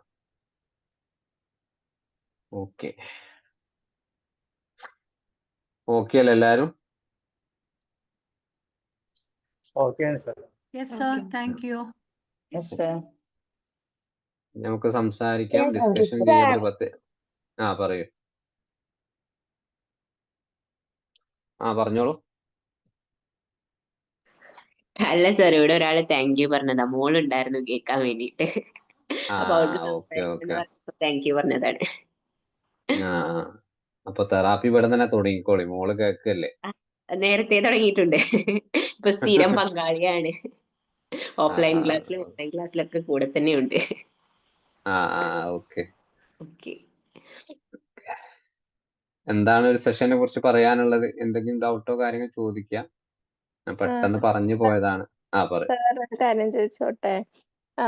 അതെ, ഇപ്പൊ ഈ ചില കുട്ടികൾക്ക് ഇങ്ങനെ പ്രശ്നങ്ങള് ഇപ്പൊ ഈ വീട്ടില് ഇപ്പൊ പാരന്റ്സിന് ഇപ്പൊ എക്സ്ട്രാ മാരിറ്റൽ റിലേഷൻഷിപ്പ് അങ്ങനെയുള്ള ഇഷ്യൂസ് ആവുമ്പോ ഇപ്പൊ കുറച്ചൊരു 9th പഠിക്കുന്ന കുട്ടിയാകുമ്പോ അവർക്ക് ചില കാര്യങ്ങള് മനസ്സിലാക്കുന്ന പ്രായമായിട്ടുണ്ടല്ലോ. അപ്പൊ അങ്ങനെ കുട്ടികൾക്ക് ബിഹേവിയറൽ ചേഞ്ചസ് വരുന്നുണ്ടല്ലോ. അപ്പൊ നമുക്കാണെങ്കിൽ പാരന്റ്സിനോട് പറയാൻ പറ്റൂല, എന്നാ കുട്ടി നമ്മളെ അടുത്ത് പറഞ്ഞിട്ടുണ്ടാവും. അപ്പൊ അങ്ങനെയുള്ള സിറ്റുവേഷൻ എങ്ങനെ നമ്മളിപ്പോ ഹാൻഡിൽ ചെയ്യാ? അങ്ങനത്തെ സിറ്റുവേഷൻ കുട്ടിക്ക് നല്ല രീതിയിൽ സൈക്കോ എഡ്യൂക്കേഷൻ കൊടുക്കണം. കാരണം അവർക്ക് എക്സ്ട്രാ ഒരു റിലേഷൻഷിപ്പ് ഉണ്ടെങ്കിൽ ആ റിലേഷൻ കുട്ടീനെ എത്രത്തോളം ബാധിക്കുന്നുണ്ട് അത് പാരന്റ് ഈ പറഞ്ഞിട്ടുള്ള ആളുകൾ വ്യക്തമായിട്ട് പറഞ്ഞു കൊടുക്കണം. അപ്പോ ആ റിലേഷൻഷിപ്പ് ഒഴിവാക്കാൻ പറ്റാത്തതാണ് കുട്ടിക്കും പറഞ്ഞു മനസ്സിലാക്കി കൊടുക്കുക. അത് തന്നെയാണ്. കാരണം പ്രത്യേകിച്ച് ഒരു അണ്ടർസ്റ്റാൻഡിങ് ലെവലിലായിരിക്കും ആ കുട്ടിക്ക് ഉണ്ടാവുക. അപ്പൊ ആ കുട്ടീനോട് പറയാം റിലേഷൻഷിപ്പ് ഇതാണ്, അവർക്ക് ഇന്ന ജീവിതത്തിൽ അവർക്ക് ഒരാൾ വേണം എന്നുള്ളത് കൊണ്ടാണ് അവർ ചെയ്തിട്ടുള്ളത്. അതല്ല മറ്റു രീതിയിൽ നെഗറ്റീവായിട്ട് ബാധിക്കുകയാണെങ്കിൽ ആ റിലേഷൻഷിപ്പ് ഉള്ള ആൾ നിങ്ങളുടെ മകൾക്ക് ഇങ്ങനെ ഒരു പ്രശ്നങ്ങളുണ്ട്, ആ പ്രശ്നങ്ങൾ ഇല്ലാതായിരിക്കാൻ നമ്മൾ എന്താണ് ചെയ്യുക എന്നുള്ള അവരോട് തന്നെ ചോദിക്കുക. ഇങ്ങനെ കാര്യങ്ങൾ പറയണം. അവർ കുട്ടി എന്താണ് പറഞ്ഞിട്ടുള്ളത് പാരന്റിനോട് വിശദമായിട്ട് പറഞ്ഞു കൊടുക്കുക. ആ കേസുള്ള റിലേറ്റഡ് ആയിട്ടുള്ള അവരോട് കുട്ടിയുടെ മുമ്പിൽ വെച്ച് പറയാന്നുള്ളതല്ല, അവരോട് പേഴ്സണൽ ആയിട്ട് പറഞ്ഞ് മനസ്സിലാക്കി കൊടുക്കുക. കുട്ടിയുടെ പ്രശ്നം ഇതാണ്, അതിനെന്താണ് നമുക്കൊരു സൊല്യൂഷൻ കണ്ടെത്താൻ പറ്റുക എന്നുള്ളത് അവരോട് ചോദിക്കുക. ചില പേരൻസ് എന്താ വെച്ചാല് ഇപ്പൊ അവര് നമ്മളടുത്ത് പറയും, നമ്മളത് മനസ്സിലാക്കിയിട്ട് ഇങ്ങനെ അത് കുട്ടി മേ ബി ചിലപ്പോ അവര് കണ്ടിന്യൂ ചെയ്യുന്നുണ്ടായിരിക്കും. അവര് നമ്മളടുത്ത് ആ പേരന്റ് ഫുൾ ആയിട്ട് പറയില്ലല്ലോ. അപ്പൊ അവര് പറയും കുട്ടി കാണാത്ത രീതിയിലാണ് സംസാരിക്കുന്നത് അങ്ങനെയൊക്കെ പറയും. പക്ഷെ നമുക്കും അത് എത്രത്തോളം അവര് ചെയ്യുന്നുണ്ട് നമുക്കും അറിയില്ല. അപ്പൊ നമ്മള് കുട്ടീനെ മാക്സിമം ശ്രമിക്കാറുണ്ട്. പക്ഷെ എന്നാലും ഇതുപോലെ പേരൻസിന്റെ ഭാഗത്തുനിന്ന് ഇതുപോലെ കുറച്ച് ഇഷ്യൂസ് കാണാറുണ്ട്. അതെ അതെ. കാരണം നമുക്ക് ആ ഒരു ഇഷ്യൂ പാരന്റിന്റെ ഭാഗത്ത് ക്ലിയർ ആയാൽ മാത്രമേ കുട്ടിക്ക് പിന്നെയും ഒരു സെഷൻ കഴിഞ്ഞ് വീട്ടിൽ തന്നെയല്ല കുട്ടിക്ക് പോവാനുള്ളത്. ഒരു പേരന്റ് ആയിരിക്കും ഇപ്പൊ ഇതുപോലെ ഫാദർ ഗൾഫിലൊക്കെ ആയിരിക്കും. അപ്പൊ അങ്ങനെയുള്ള സിറ്റുവേഷൻ ആകുമ്പോ ഈ കുട്ടികൾക്ക് ഇങ്ങനെ ന്യൂക്ലിയർ ഫാമിലി ഒക്കെ ആവുമ്പോ ഈ കുട്ടീനെ നന്നായി എഫക്ട് ചെയ്യുന്നുണ്ടേ. ചിലപ്പോ ഇങ്ങനെ അമ്മയും അങ്ങനെയൊക്കെ ഉള്ളത് ആവുമ്പോ അവരെ പഠിപ്പിനെ പോലും അത് ബാധിച്ചുകൊണ്ടിരിക്കുകയാണ്. അപ്പോ ആ കറന്റ് സിറ്റുവേഷൻ നമുക്ക് ആരോടാണ് പറഞ്ഞ് മനസ്സിലാക്കാൻ പറ്റുക, അവരോട് സംസാരിക്കുക. എന്നാൽ മാത്രമേ കുട്ടികൾക്ക് മാറ്റം ഉണ്ടാവുമെന്ന് വ്യക്തമായിട്ട് നമ്മൾ പറയും. നമ്മൾ കൊടുക്കുന്ന സൈക്കോ എഡ്യൂക്കേഷൻ ഒരു കാര്യത്തെക്കുറിച്ച് വിശദമായിട്ട് തെളിവിന്റെ അടിസ്ഥാനത്തിൽ അവരോട് പറയുമ്പോൾ ആ കാര്യങ്ങൾ എന്താണ് അവർ മനസ്സിലാക്കണം. അല്ലാതെ നമ്മളെ ഭാഗം നമ്മൾ തന്നെ എല്ലാം റെഡി ആയി കൊടുക്കുക എന്ന് പറഞ്ഞാൽ നടക്കുന്ന കേസല്ലത്. നമ്മൾ തന്നെ ഒക്കെ ശരിയാക്കാൻ പറ്റുമെന്ന് പറയും. അത് നമ്മുടെ ഓപ്പോസിറ്റ് ഇരിക്കുന്ന ക്ലയന്റ് ആയിക്കോട്ടെ, ക്ലയന്റിന്റെ പാരന്റ് ആയിക്കോട്ടെ, റിലേറ്റീവ് ആയിക്കോട്ടെ, അവരുടെ ഒരു 100% സപ്പോർട്ട് ഇല്ലാതെ എന്താണ് പ്രത്യേകിച്ച് കുട്ടികളുടെ കാര്യത്തിൽ നമുക്കൊന്നും ചെയ്യാൻ പറ്റില്ല. അവര് തരുന്ന നമ്മൾ കൺവീനിയന്റ് ആയിട്ടുള്ള ആ സമയവും പിന്നെ സപ്പോർട്ടാണ് അവരെ ഈ കുട്ടികൾ മാറ്റങ്ങൾ ഉണ്ടാവുക. കാരണം ഇതൊക്കെ ഒരു ട്രോമ ബോണ്ടിങ് ആയിട്ട് കുട്ടിയുടെ മനസ്സിലെന്നും കെടുക്കുകയാണ്. അത് മാറ്റാൻ ആ ഫാമിലി തയ്യാറല്ലേ പിന്നെ നമ്മൾ പറഞ്ഞിട്ട് കാര്യമുണ്ടോ? അതിപ്പോ ഞാനിപ്പോ ഈ അറ്റൻഡ് ചെയ്ത ഈ കേസിൽ വെച്ചാൽ ഇവര് കുട്ടി സ്കൂൾ മാറി. അപ്പൊ ഈ കുട്ടി റീസൺ പറയുന്നത് സ്കൂളിൽ എല്ലാവർക്കും അഫയർ ആണ്, ഫ്രണ്ട്സിനെയൊക്കെ അതൊക്കെയാ പറഞ്ഞത്. പിന്നെ നമ്മൾ കൂടുതൽ ഇതിലേക്ക് സംസാരിച്ചപ്പോഴാണ് ഈ കാര്യങ്ങളൊക്കെ നമ്മൾ അറിയുന്നത്. സ്കൂളിൽ എല്ലാവർക്കും അഫയർ ആണ് പറഞ്ഞാൽ കുട്ടി താൽക്കാലികമായിട്ട് കള്ളം പറഞ്ഞതാണ്, പ്രശ്നം വീട്ടിലാണ്. പ്രശ്നം വീട്ടിലാണ്. പിന്നെ നമ്മൾ ഓരോ ഇൻസിഡന്റ് ഉണ്ടായതിന്റെ ആ സാഹചര്യങ്ങൾ ചോദിച്ചപ്പോഴാണ് പിന്നെ കാര്യങ്ങൾ കുട്ടി പിന്നെ ഓപ്പൺ അപ്പ് ആവുന്നത്. അതെ അതെ. എന്തായാലും ആ ഒരു പാരന്റുമായിട്ട് തന്നെ നല്ല ഒരു സെഷൻ അവർക്ക് കൊടുക്കുക. കുട്ടി ഇല്ലാതെ തന്നെ കുട്ടി പറഞ്ഞിട്ടുള്ള കാര്യങ്ങളൊക്കെ വെച്ചിട്ട്. കുറച്ച് ഡിപ്രഷനും OCDയും പിന്നെ കുറച്ച് മെഡിസിൻ ഒക്കെ എടുക്കുന്ന ആളാണ് സൈക്കാട്രിസ്റ്റ് കാണിച്ചത്. ബെസ്റ്റ്. അവരാദ്യം നന്നാക്കിയിട്ട് വേണം കുട്ടിയെ നന്നാക്കാൻ എന്നുള്ളത് പോലെയാണല്ലേ. ചില കേസുകൾ നമ്മൾ പെട്ടു പോവാറുണ്ട്. ഇതേപോലെ ഒന്നിന്റെ കേസ് വന്നു കഴിഞ്ഞ കുടുംബം മൊത്തം ഒരു മെന്റൽ ഇൽനെസ്സുമായിട്ട് വരുമ്പോൾ നമ്മൾ ഒന്നായിട്ട് തകർന്നു പോകുന്ന സിറ്റുവേഷൻ ഉണ്ടാവാറുണ്ട്. വളരെ കെയർഫുൾ ആയിട്ട് നോക്കുക. ഒന്നും പറയാം, പാരന്റ് കൗൺസിലിങ്ങിന് പാരന്റിന് വേറെ സെക്ഷൻ വെക്കേണ്ടി വരും. അതെ അതെ. മുമ്പ് ഞാൻ ഒരു കുട്ടിയുടെ കേസ് പറഞ്ഞ കുട്ടിക്ക് ബോർഡർ ലൈൻ പേഴ്സണാലിറ്റി ഡിസോർഡർ ആണ്. സെഷന് 3 കഴിഞ്ഞപ്പോ 3 സെഷൻ കഴിഞ്ഞ് കുറെയൊക്കെ പതിയെ കുട്ടീന് മാറ്റങ്ങൾ തുടങ്ങി. അപ്പോ കുട്ടിയായിട്ട് നല്ല രീതിയിൽ സംസാരിച്ച് തുടങ്ങിയപ്പോ പെൺകുട്ടിയാണ് 17. അപ്പോ കുട്ടി പറയാണ് അമ്മയ്ക്ക് പാരനോയിഡ് ഉണ്ട്, നമുക്കിപ്പോ വേറെ 2-3 കൗൺസിലിംഗ് സെഷൻ കഴിഞ്ഞിട്ടുണ്ട്. ചേച്ചിക്ക് ഈ പറഞ്ഞതുപോലെ ലേണിംഗ് ഡിസോർഡർ ഭയങ്കര ബുദ്ധിമുട്ടാണ്, എഴുതാനും പഠിക്കാനും പണ്ടേ അറിയില്ലായിരുന്നു, ഒക്കെ ഭയങ്കര ബുദ്ധിമുട്ടാണ്, ഫാമിലിയിൽ ഭയങ്കര പ്രശ്നങ്ങളാണ്, വീട്ടിലേക്ക് തിരിച്ചു ഉണ്ടാക്കിയതാണ്, എഴുതാനും വായിക്കാൻ അറിയാത്തത്. ഇപ്പൊ അച്ഛനാണെങ്കിൽ എന്താണ് ഒരു ഡിപ്പെൻഡന്റ് പേഴ്സണാലിറ്റി ആണ്, ആരോടും മിണ്ടൂല, സംസാരിക്കില്ല, കുടുംബം മൊത്തം ഒരു ഇതിലേക്ക് വരും. അപ്പോ ഇവിടെ നമ്മൾ കൊടുക്കുന്ന ബോർഡർ ലൈനിക്ക് ഇനി CBTയോ അല്ലെങ്കിൽ DBTയോ കൊടുത്ത കാര്യമുണ്ടോ? ഇല്ല, ഒരു കാര്യമില്ല. ബാക്കപ്പ് ആയിട്ട് ആരും സപ്പോർട്ടിങ്ങിന് ആ കുട്ടിക്ക് ഇല്ല. ഓക്കെ സർ, ഇതുപോലത്തെ ഒരു കേസ്, വെരി സിമിലർ കേസ്. കുട്ടി പറ. ആൺകുട്ടിയാണ്, ഓൾമോസ്റ്റ് 10 ഇയേഴ്സ്. അച്ഛൻ ഗൾഫിലാണ്, അമ്മ വർക്കിംഗ് പേഴ്സൺ, ഒരു വലിയ മൂത്ത മോളും ഉണ്ട്, ഈ കുട്ടിയും ഉണ്ട്, ആൺകുട്ടിയും ഉണ്ട്. ഇവരതിൽ ഹസ്ബൻഡ് വൈഫിനും നല്ല രീതിക്ക് റിലേഷൻഷിപ്പ് ഇഷ്യൂസ് ഉണ്ട്.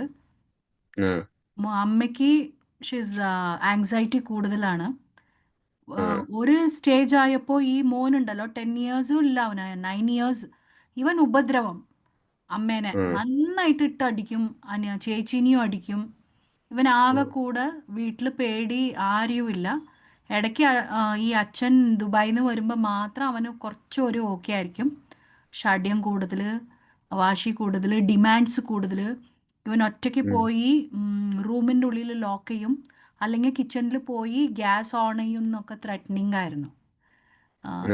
ഈ കേസ് വന്നപ്പോൾ ആക്ച്വലി എനിക്ക് വല്ലാത്തൊരു വേറെ ലെവൽ എക്സ്പീരിയൻസ് ആയിരുന്നു. ഇത് കേരള സമാജം റെഫർ ചെയ്ത് വന്ന കേസായിരുന്നു. അവർക്ക് കുട്ടീനെ എവിടേക്ക് കൊണ്ടുവരാൻ പറ്റില്ല. ആദ്യത്തെ ദിവസം വിസിറ്റിങ്ങിന് വന്ന അച്ഛനും അമ്മയും മോളും ആയിരുന്നു എൻ്റെ അടുത്ത് വന്നത്. എല്ലാ ഷെയറിംഗ് ഒക്കെ നടത്തി.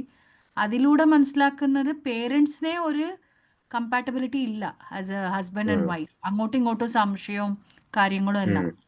ഏറ്റവും വലിയ ട്രാജഡി എന്താന്ന് വെച്ചാൽ എല്ലാവരും ഓരോ വഴിയിലാണ്.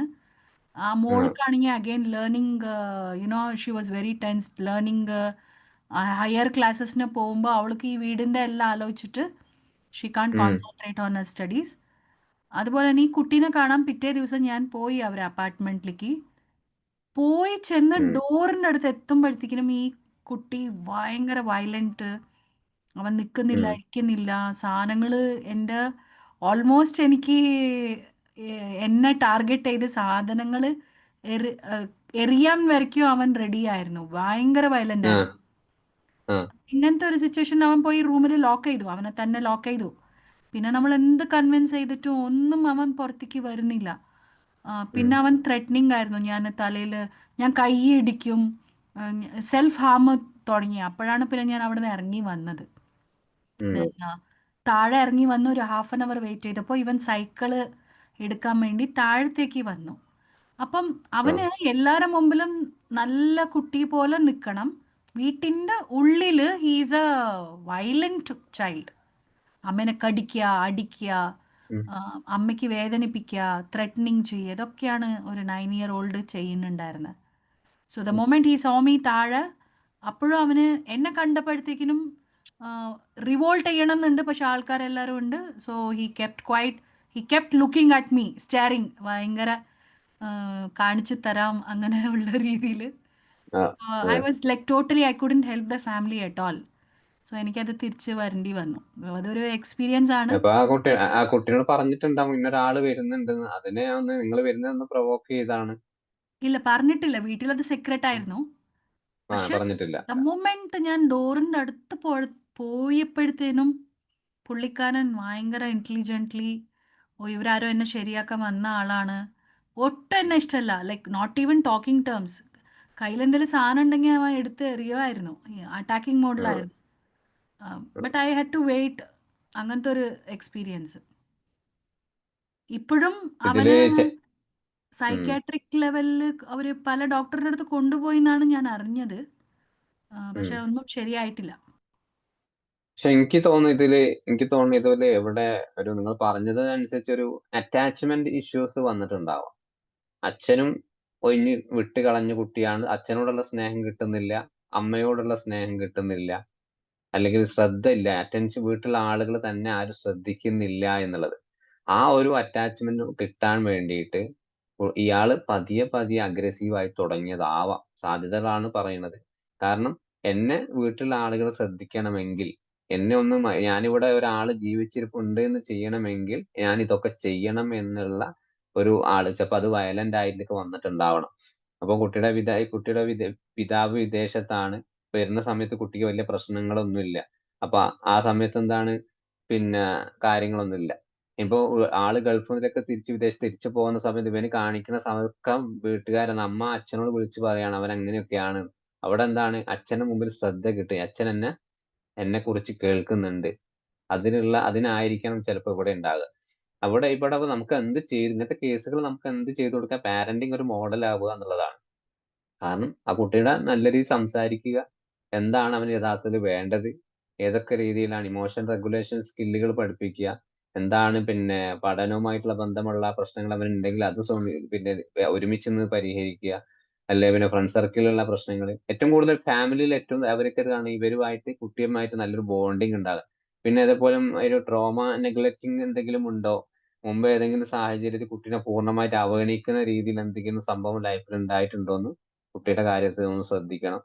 പിന്നെ കുട്ടിയുടെ ചെറുപ്പത്തിൽ എങ്ങനെയായിരുന്നു, ADHD അല്ലെങ്കിൽ ODD പറഞ്ഞിട്ടുള്ള എന്തെങ്കിലും സിംറ്റംസുകൾ കുട്ടിക്ക് ഉണ്ടായി, അല്ലെങ്കിൽ പെട്ടെന്ന് കുട്ടികൾക്ക് ഉണ്ടായിരുന്നു. നമ്മൾ മുമ്പ് പറഞ്ഞിട്ടുണ്ട്, ഭയങ്കര അഗ്രസീവ് ആയിട്ട് 8, 9 ഒക്കെ വയസ്സിലുള്ള സമയത്ത് ഭയങ്കര അടിപൊളിയും കച്ചറയൊക്കെ നടക്കുന്ന കുട്ടി ഒരു സമയമാകുമ്പോൾ സൈലന്റ് മോഡിലേക്ക് വരും. ആള് പച്ച പാവമായിരിക്കും, ഒന്നും ചെയ്യാൻ പറ്റില്ല. ചില കേസുകൾ ആ സമയത്ത് ആങ്സൈറ്റി ലെവൽ കൂടും. എനിക്കൊന്നും ചെയ്യാൻ പറ്റുന്നില്ലല്ലോ, പഴയതുപോലെ ഞാൻ ഭയങ്കര കളിയായിരുന്നു, ഇപ്പൊ ആള് ശ്രദ്ധ കിട്ടാൻ വേണ്ടി അപ്പൊ അതൊക്കെ പിന്നീട് എന്താ ഒരു OCD-യിലൊക്കെ വരാൻ സാധ്യതയുണ്ട്.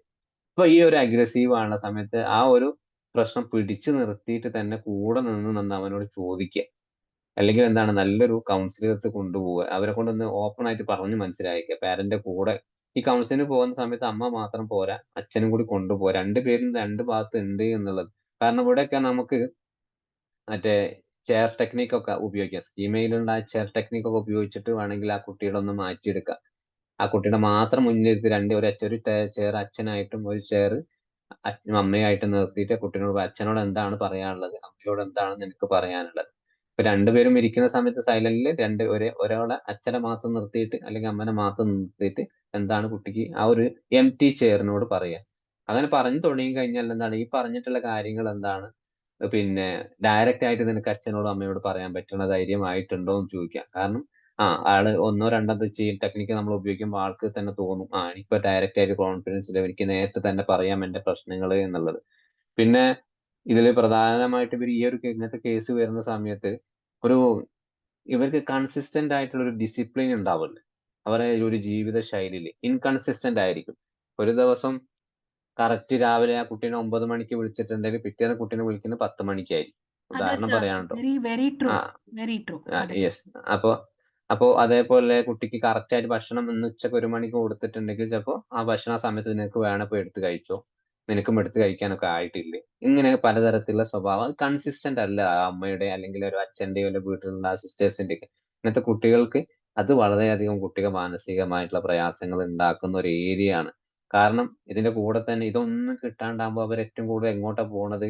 സ്ക്രീൻ അഡിക്ഷൻ തന്നെ, അല്ലെങ്കിൽ വയലന്റ് ആയിട്ടുള്ള കണ്ടന്റുകൾ ചെയ്യുന്ന എന്തെങ്കിലും ഒരു ഇതിലേക്ക് വരിക. അപ്പൊ നിങ്ങൾ അങ്ങോട്ട് ചെയ്യുന്ന സമയത്ത് ഇതൊക്കെ ഈ പറഞ്ഞിട്ടുള്ള കാരണങ്ങളായിരിക്കും നിങ്ങൾ ആ കൺമുമ്പിൽ ഡോറ് തുറന്നപ്പോൾ അഗ്രസീവ് ആയിട്ടുള്ള പിന്നെ സംഭവം. അപ്പൊ ഇങ്ങനത്തെ ഒരു കേസ് വന്നു കഴിഞ്ഞാൽ എന്താണ് നമുക്ക് എന്താണ് കൗൺസിലർ എന്ന നിലയിൽ നമുക്ക് എന്ത് ചെയ്യുക? അവരുടെ ട്രിഗർ മനസ്സിലാക്കുക, എന്ത് ട്രിഗറാണ് അവരുടെ മനസ്സിൽ കൂടെ വരുന്നത്, ഇമോഷൻ പാറ്റേൺസുകൾ നമ്മൾ ശ്രദ്ധിക്കുക. പിന്നെ ഹോം ഡൈനാമിക്സുകൾ, അതായത് വീട്ടിലുണ്ടാകുന്ന പ്രശ്നങ്ങളും അവരുടെ നമ്മൾ ഈ പറഞ്ഞ കാര്യങ്ങളൊക്കെ കുട്ടിയുടെ കാര്യത്തിൽ നോക്കുക. എങ്ങനെയാണ് ആ കുട്ടി വളർന്നു വരുന്നത്, അല്ലെ സ്വഭാവം എങ്ങനെയാണ്, പാരന്റ് സ്റ്റൈൽ എങ്ങനെയാണെന്നൊക്കെ. പിന്നെ പാരന്റിന് നല്ല രീതിയിൽ കോച്ചിങ് കൊടുക്കുക. എങ്ങനെയാണ് പിന്നെ ഒരു കുട്ടിയെ വളർത്തേണ്ടതും എങ്ങനെയാണ് കുട്ടികളോട് പെരുമാറേണ്ട ശൈലികളും എത്ര സമയം കുട്ടികളുടെ കൂടെ പിന്നെ ചെലവഴിക്കാം എന്നുള്ളത് വ്യക്തമായിട്ടുള്ള കൊടുക്കുക. പിന്നെ ആ കുട്ടിക്ക് തന്നെ പ്രഡിക്റ്റബിൾ ആയിട്ടുള്ള ഒരു റൊട്ടൈൻ ഉണ്ടാക്കി കൊടുക്കുക. പഠനത്തിന് ഇത്ര സമയം, ഭക്ഷണം കഴിക്കാൻ ഇത്ര സമയം, എഴുന്നേൽക്കുന്നത് ഇത്ര സമയം, ഒരു ഷെഡ്യൂൾ പോലെ തുടക്കത്തിലൊക്കെ കുട്ടികൾക്ക് ഇങ്ങനെ ചെയ്തു കൊടുത്താൽ പിന്നെ കുറെയൊക്കെ മാറ്റങ്ങൾ ഇല്ലെങ്കിൽ നമുക്ക് എന്താണ് നല്ലൊരു ക്ലിനിക്കൽ സൈക്കോളജിസ്റ്റിന്റെ ADHD ODD സിംറ്റംസുകൾ ഒന്ന് ചെക്ക് ചെയ്യാൻ വേണ്ടിയിട്ട് ഒരു റെഫറലും ഫൈനലി ആയിട്ട് നമുക്ക് കൊടുക്കാം. ഇങ്ങനത്തെ കേസുകൾ വന്നാൽ ഞാനിങ്ങനെയാണ് ചെയ്യാറുള്ളത്. ഒന്നും ഒരു മാറ്റങ്ങളും ഇല്ലെങ്കിൽ ഞാൻ ഫൈനലി ആയിട്ട് ചെയ്യും ഈ ഒരു റെഫറൽ ടു ഈ നീഡഡ് ഡയറക്ട്ലി നമ്മൾ എന്താണ് ക്ലിനിക്കൽ സൈക്കോളജി ഹോസ്പിറ്റലിലേക്കോ അല്ലെങ്കിൽ സൈക്കാട്രിക് ലെവലിലൊക്കെ അവർ പൂർണ്ണമായിട്ട് അസസ്മെന്റ് എടുക്കാൻ വേണ്ടി ഞാൻ റെഫർ ചെയ്യും. അപ്പോൾ ആ രീതിയിൽ ഒന്ന് നോക്കുക. അങ്ങനത്തെ കേസുകൾ വന്നു കഴിഞ്ഞാൽ എന്താണ് കുട്ടീനെ എങ്ങനെയെങ്കിലും നന്നാക്കി എടുക്കുക എന്നുള്ളൊരു വാശി നിങ്ങൾക്കും വേണ്ട. പൂർണ്ണമായിട്ട് ഡീറ്റെയിൽസ് എടുക്കുക, നമുക്ക് എന്തെങ്കിലും ചെയ്തു കൊടുക്കാൻ പറ്റുമെങ്കിൽ ചെയ്തു കൊടുക്കുക. പക്ഷെങ്കിൽ എന്താണ് സപ്പോർട്ടീവ് ആയിട്ടുള്ള ഒരാളില്ലെങ്കിൽ നമ്മൾ മെനക്കെട്ടൊരു കാര്യം. അതെ sir, very true. Parent was A authoritative parent, ആ മദർ. ആൻഡ് ഷീ ഹെർസെൽഫ് അവർക്ക് തന്നെ ഒരു കൗൺസിലിങ്ങിൻ്റെ ആവശ്യം ആ സ്റ്റേജിലേക്ക് എത്തിയിട്ടുണ്ടായിരുന്നു. ഈ പറയുന്ന മാതിരി ഹസ്ബൻഡ് വൈഫ് റിലേഷൻഷിപ്പിൽ ചൈൽഡ് വാസ് അറ്റൻഷൻ സീക്കിംഗ് ആണ് എന്ന് തോന്നി. ആൻഡ് എക്സ്ക്യൂസസ്, സ്കൂളിൽ പോവില്ല, ഡിസിപ്ലിൻ ഇല്ല, ലാക്ക് ഓഫ് ഡിസിപ്ലിൻ ആയിരുന്നു ടോട്ടലി. അമ്മ പറയുമ്പോൾ, അമ്മേൻ്റെ വേർഷൻ പറയുമ്പോൾ എല്ലാം അമ്മയുടെ റെസ്പോൺസിബിലിറ്റിയാണ്, രണ്ട് മക്കളുടെയും വർക്കിൻ്റെയും ഒക്കെ. She was also under tremendous pressure.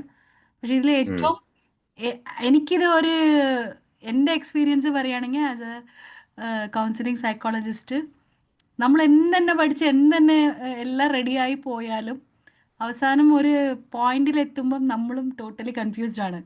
അതിൽ അവർ അറ്റാക്ക് ചെയ്യുമെന്ന് വരുന്ന സ്ഥിതിയിൽ വരുമ്പോൾ ഓക്കെ, ഇതിവിടെ ബെറ്റർ ഞാൻ ഇവിടുന്ന് പോകുന്നതായിരിക്കും നല്ലതെന്ന് എനിക്കത് വല്ലാത്തൊരു, അന്ന് എനിക്കത് ഭയങ്കര ഫീലായിരുന്നു. ബിക്കോസ് ഞാൻ ആസ് എ സൈക്കോളജിസ്റ്റ് ഒന്നും ഹെൽപ്പ് ചെയ്യാൻ പറ്റുന്നില്ലല്ലോ, ഇങ്ങനെയും ട്രീറ്റ് ചെയ്യപ്പെടുന്നുണ്ടല്ലോ എന്നൊക്കെ എനിക്ക് അന്ന് ഒരു വിഷമം ഉണ്ടായിരുന്നു. ബട്ട് ഓവർ ഒരു 2-3 ഡേയ്സിൽ I recovered and I felt ആ ചൈൽഡിന് ഒരു ഹാൻഡ് ഹോൾഡിങ് വേണം. സെക്കൻഡ് ടൈം ഓൾസോ ഞാൻ ആ പേരൻറ്റിനെ അപ്രോച്ച് ചെയ്തു. പക്ഷേ പേരൻറ്റ് വാസ് നോട്ട് ഓപ്പൺ. അവർക്ക് ഇന്ന് കാണണം, നെക്സ്റ്റ് സിറ്റിങ്ങിൽ കുട്ടി റെഡി ആവണം, ഇതായിരുന്നു അവരാവശ്യം. അത് അപ്പോൾ I just recommended and I left it. അവിടെ തന്നെ വിട്ടു ഞാനത്. മാജിക് ആവണം അവർക്ക്, മാജിക് അങ്ങനെ നടക്കുന്നില്ല എന്നും പറഞ്ഞിട്ട് അവർ മനസ്സിലാക്കുന്നുണ്ടായിരുന്നില്ല. പല കേസുകളും നമുക്ക് ചിലപ്പോ പിന്നെ ഏതെങ്കിലും തരത്തിൽ നമുക്ക് ഇതേപോലെ ഒരു സ്റ്റക്നെസ് വരും. ചില കേസുകളിൽ നമുക്കൊന്നും ചെയ്യാൻ പറ്റിയിട്ടുണ്ടാവില്ല, ചിലപ്പോൾ നമ്മൾ ഇടപെട്ട കേസുകളും ആയിരിക്കും. അപ്പോ അവിടെ നമുക്ക് താൽക്കാലികമായിട്ട് നിങ്ങൾ പറഞ്ഞത് ഒരു വിട പറയലാണെങ്കിൽ പോലും നമുക്ക് എന്താണ് ഒരു ഫോളോ അപ്പ് അവിടെ ഉണ്ടാക്കി കൊടുക്കുക. എന്തൊക്കെയാണ് പിന്നീട് കുട്ടിയുടെ പ്രോഗ്രസ്, അല്ലെങ്കിൽ നല്ലൊരാളെ പറഞ്ഞു കൊടുക്കുക എന്നുള്ളതാണ്. ഇപ്പൊ കുട്ടിയുടെ നമ്മൾ ആ ഫസ്റ്റ് അറ്റംപ്റ്റ്സിൽ കാണുമ്പോൾ തന്നെ നമുക്ക് നല്ലൊരു റാപ്പ് കുട്ടിയുടെ ഭാഗത്തുനിന്ന് കിട്ടിയിട്ടില്ല. അപ്പോ നമുക്കും പിന്നെ ആ ഒരു കേസിലേക്ക് പോകാനുള്ള ഒരു മെന്റലി നമുക്കും ഓക്കെ ആയിരിക്കില്ല.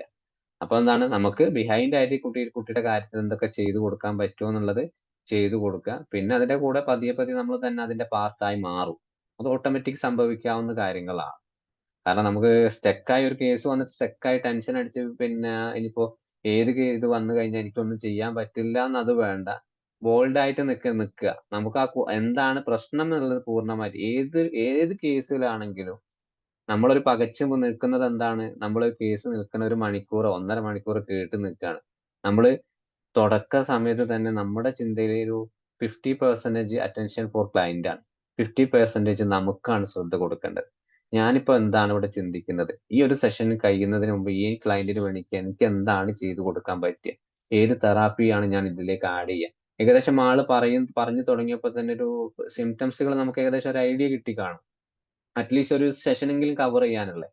അപ്പൊ ആ രീതിയിൽ എന്താണ് നമുക്ക് ചിന്തിച്ചു കൊടുക്കുക എന്നുള്ള ഒരു 50% നമ്മുടെ ബ്രെയിനിൽ ആ നടക്കുന്ന ന്യൂറോ ട്രാൻസ്മിറ്റേഴ്സ് ഒക്കെ എന്താണ് നമ്മളൊന്ന് കൺട്രോൾ ചെയ്യുക. ഏതൊക്കെ രീതിയിലാണ് ഈ കേസിലേക്ക് പോകാൻ പറ്റുക, എന്തൊക്കെ ചെയ്യാൻ പറ്റും, എന്തൊക്കെ താൽക്കാലികമായിട്ട് എന്തൊക്കെ ആക്ടിവിറ്റീസ് ആണ്, എല്ലാം കേട്ട് കഴിഞ്ഞിട്ട് എന്താണ് ഈ ഒരു പ്ലാനിങ്ങിലേക്ക് പോകുമ്പോൾ ആള് പറഞ്ഞത് നമുക്ക് ഓർമ്മ ഉണ്ടാവില്ല, എന്താണ് യഥാർത്ഥത്തിലെ പ്രശ്നം ഓർമ്മ ഉണ്ടാവില്ല, ഒന്നും ഓർമ്മ ഉണ്ടാവില്ല. അതിനുവേണ്ടി ചെറിയൊരു പെന്നോ ഒരു പിന്നെ ഒരു പേപ്പറൊക്കെ എടുത്ത് അവർ സംസാരിക്കുന്നത് ജസ്റ്റ് ഒരു കുറെ എഴുതാന്നല്ല, മൈന്യൂട്ട് ആയുള്ള ഒരു പോയിന്റ് 1-2 വാക്ക് ജസ്റ്റ് ഒന്ന് ആ ക്ലയന്റിന്റെ ശ്രദ്ധയിൽ പെടുന്ന രീതിയിൽ പെടാത്ത രീതിയിൽ ജസ്റ്റ് ഒന്ന് എഴുതി പോവുക എന്നുള്ളതാണ്. അപ്പൊ മെയിൻ പോയിന്റുകൾ മാത്രം. അപ്പൊ എന്താണ് ഇത് ഫൈനലായിട്ട് കേൾക്കുമ്പോൾ നമ്മൾ ഈ തുടക്കത്തിൽ ഓർമ്മയിൽ ഏകദേശം നമുക്ക് പറഞ്ഞ കാര്യങ്ങളൊക്കെ നമുക്ക് ഓർമ്മയിൽ വരും, ഇന്നതാണ് ക്ലയന്റ് പറഞ്ഞിട്ടുള്ളത്. അതൊക്കെ അപ്പൊ അത് ചെയ്യുന്ന സമയത്ത് എന്താണ് ഈ സ്റ്റക്നെസ് എന്താണ് ഒരു 90% നമുക്ക് ഒഴിവായി കിട്ടാൻ സാധ്യത ഉണ്ട്. Okay sir, thank you. Thank you. ഇനി വേറെ ആർക്കെങ്കിലും എന്തെങ്കിലും ചോദിക്കണമെങ്കിൽ ചോദിക്കാം. സാറേ, ഒരു 10 വയസ്സായ ഒരു കുട്ടിയുണ്ട്. ആ കുട്ടിയോട് എന്ത് പറഞ്ഞാലും നോ എന്നുള്ള രീതിയിൽ, ഇപ്പം എഴുത്ത് കുറച്ച് ഭംഗിയായി എഴുതണം, അല്ലെ കുറച്ച് അങ്ങോട്ട് നീങ്ങിയിരിക്കുക, ഇങ്ങനെ എന്ത് കാര്യം പറഞ്ഞാലും ആ കുട്ടി ഭയങ്കര ബഹളം വെച്ച് പിന്നെ ടീച്ചറെ അടിക്കാൻ വരുന്ന വിധത്തിലും പിന്നെ ബാക്കിയുള്ള കാര്യമൊന്നും ചെയ്യാത്ത വിധത്തിലുമാണ്. എന്നാല് അടിച്ചങ്ങ് ചുമരിൽ കയറ്റുന്ന മാഷാണ് അവിടെ ഉള്ളതെങ്കിൽ കുട്ടി നല്ല ഡീസന്റ് ആയിട്ട് അവിടെ പെരുമാറുന്നു. അപ്പൊ ആ കുട്ടീന്റെ വീട്ടിൽ 3 കുട്ടികളാണ്. ഈ കുട്ടി രണ്ടാമത്തെ കുട്ടി. അവര് 2 വയസ്സിന്റെ വ്യത്യാസമേ ഉള്ളൂ. അപ്പൊ വീട്ടിലും ഭയങ്കര ബഹളാണ്, എപ്പോഴും കരച്ചിലും അങ്ങനെയൊക്കെയാണ്. പിന്നെ ഒരു കാര്യത്തിന് നോ പറഞ്ഞൂടാ. പിന്നെ വേറെ ആരെങ്കിലും നമ്മൾ അടിക്കുന്നൊക്കെ കണ്ടിട്ടുണ്ടെങ്കിൽ ഈ കുട്ടി ഭയങ്കര ബഹളമാണ്. ഈ കുട്ടീനെ അടിക്കണ്ട, വേറെ ആരെങ്കിലും അടിക്കുന്ന കണ്ടാലും ബഹളാണ്. പിന്നെ ക്ലാസ്സിലൊക്കെ ആണെങ്കിൽ വടിയൊക്കെ പൊട്ടിച്ചങ്ങ് കളയും. പിന്നെ ടീച്ചറെ കൊല്ലും, അങ്ങനെയൊക്കെ പറഞ്ഞ് ഭയങ്കര ബഹളം വെക്കുകയും ചെയ്യും. മറ്റുള്ള കുട്ടികളുമായിട്ടും പിന്നെ അടിപിടി, അങ്ങനെ സ്കൂൾ ഇടിച്ചു പൊട്ടിക്കും.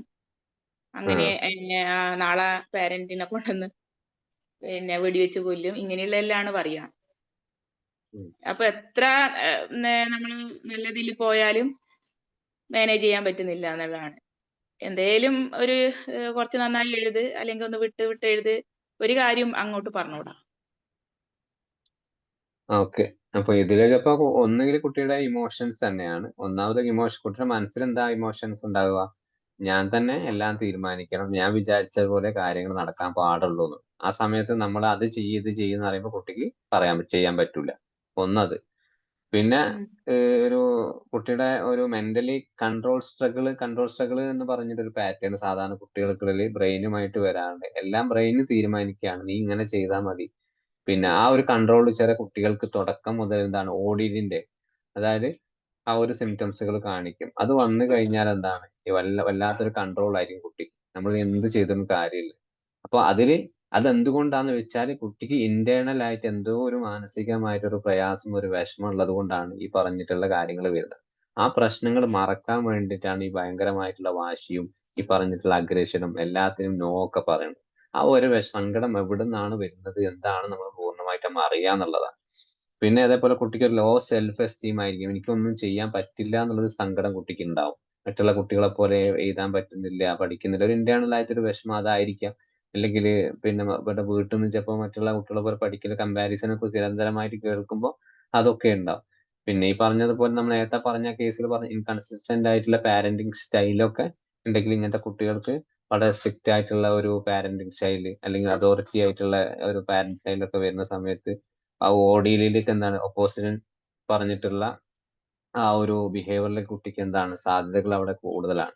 പക്ഷെ നമ്മുടെ പോലെ കൗൺസിലർക്കൊക്കെ എന്താണ് ചെയ്യാന്ന് ചോദിച്ചാൽ മാക്സിമം എന്താണ് ആ കുട്ടിയെ കൺട്രോൾ, ഏത് വിഷയത്തിലാണ് കുട്ടി കൺട്രോൾ ചെയ്യുന്നത്, ആ കൺട്രോൾ ചെയ്യുന്ന കാര്യങ്ങൾ മാക്സിമം എന്തെങ്കിലും രൂപത്തിൽ, അപ്പൊ കുട്ടി ചെയ്യുന്നില്ല എന്ന് പറഞ്ഞാൽ എന്താണ് കുട്ടീനെ വേറൊരു കാര്യം ചെയ്ത് ഇപ്പൊ എഴുതുന്നില്ല, അങ്ങനെയാണെങ്കിൽ പിന്നെ വേറെന്തെങ്കിലും പിന്നെ ഒരു ചിത്രം വരക്കുമെന്ന് ചോദിക്കുക.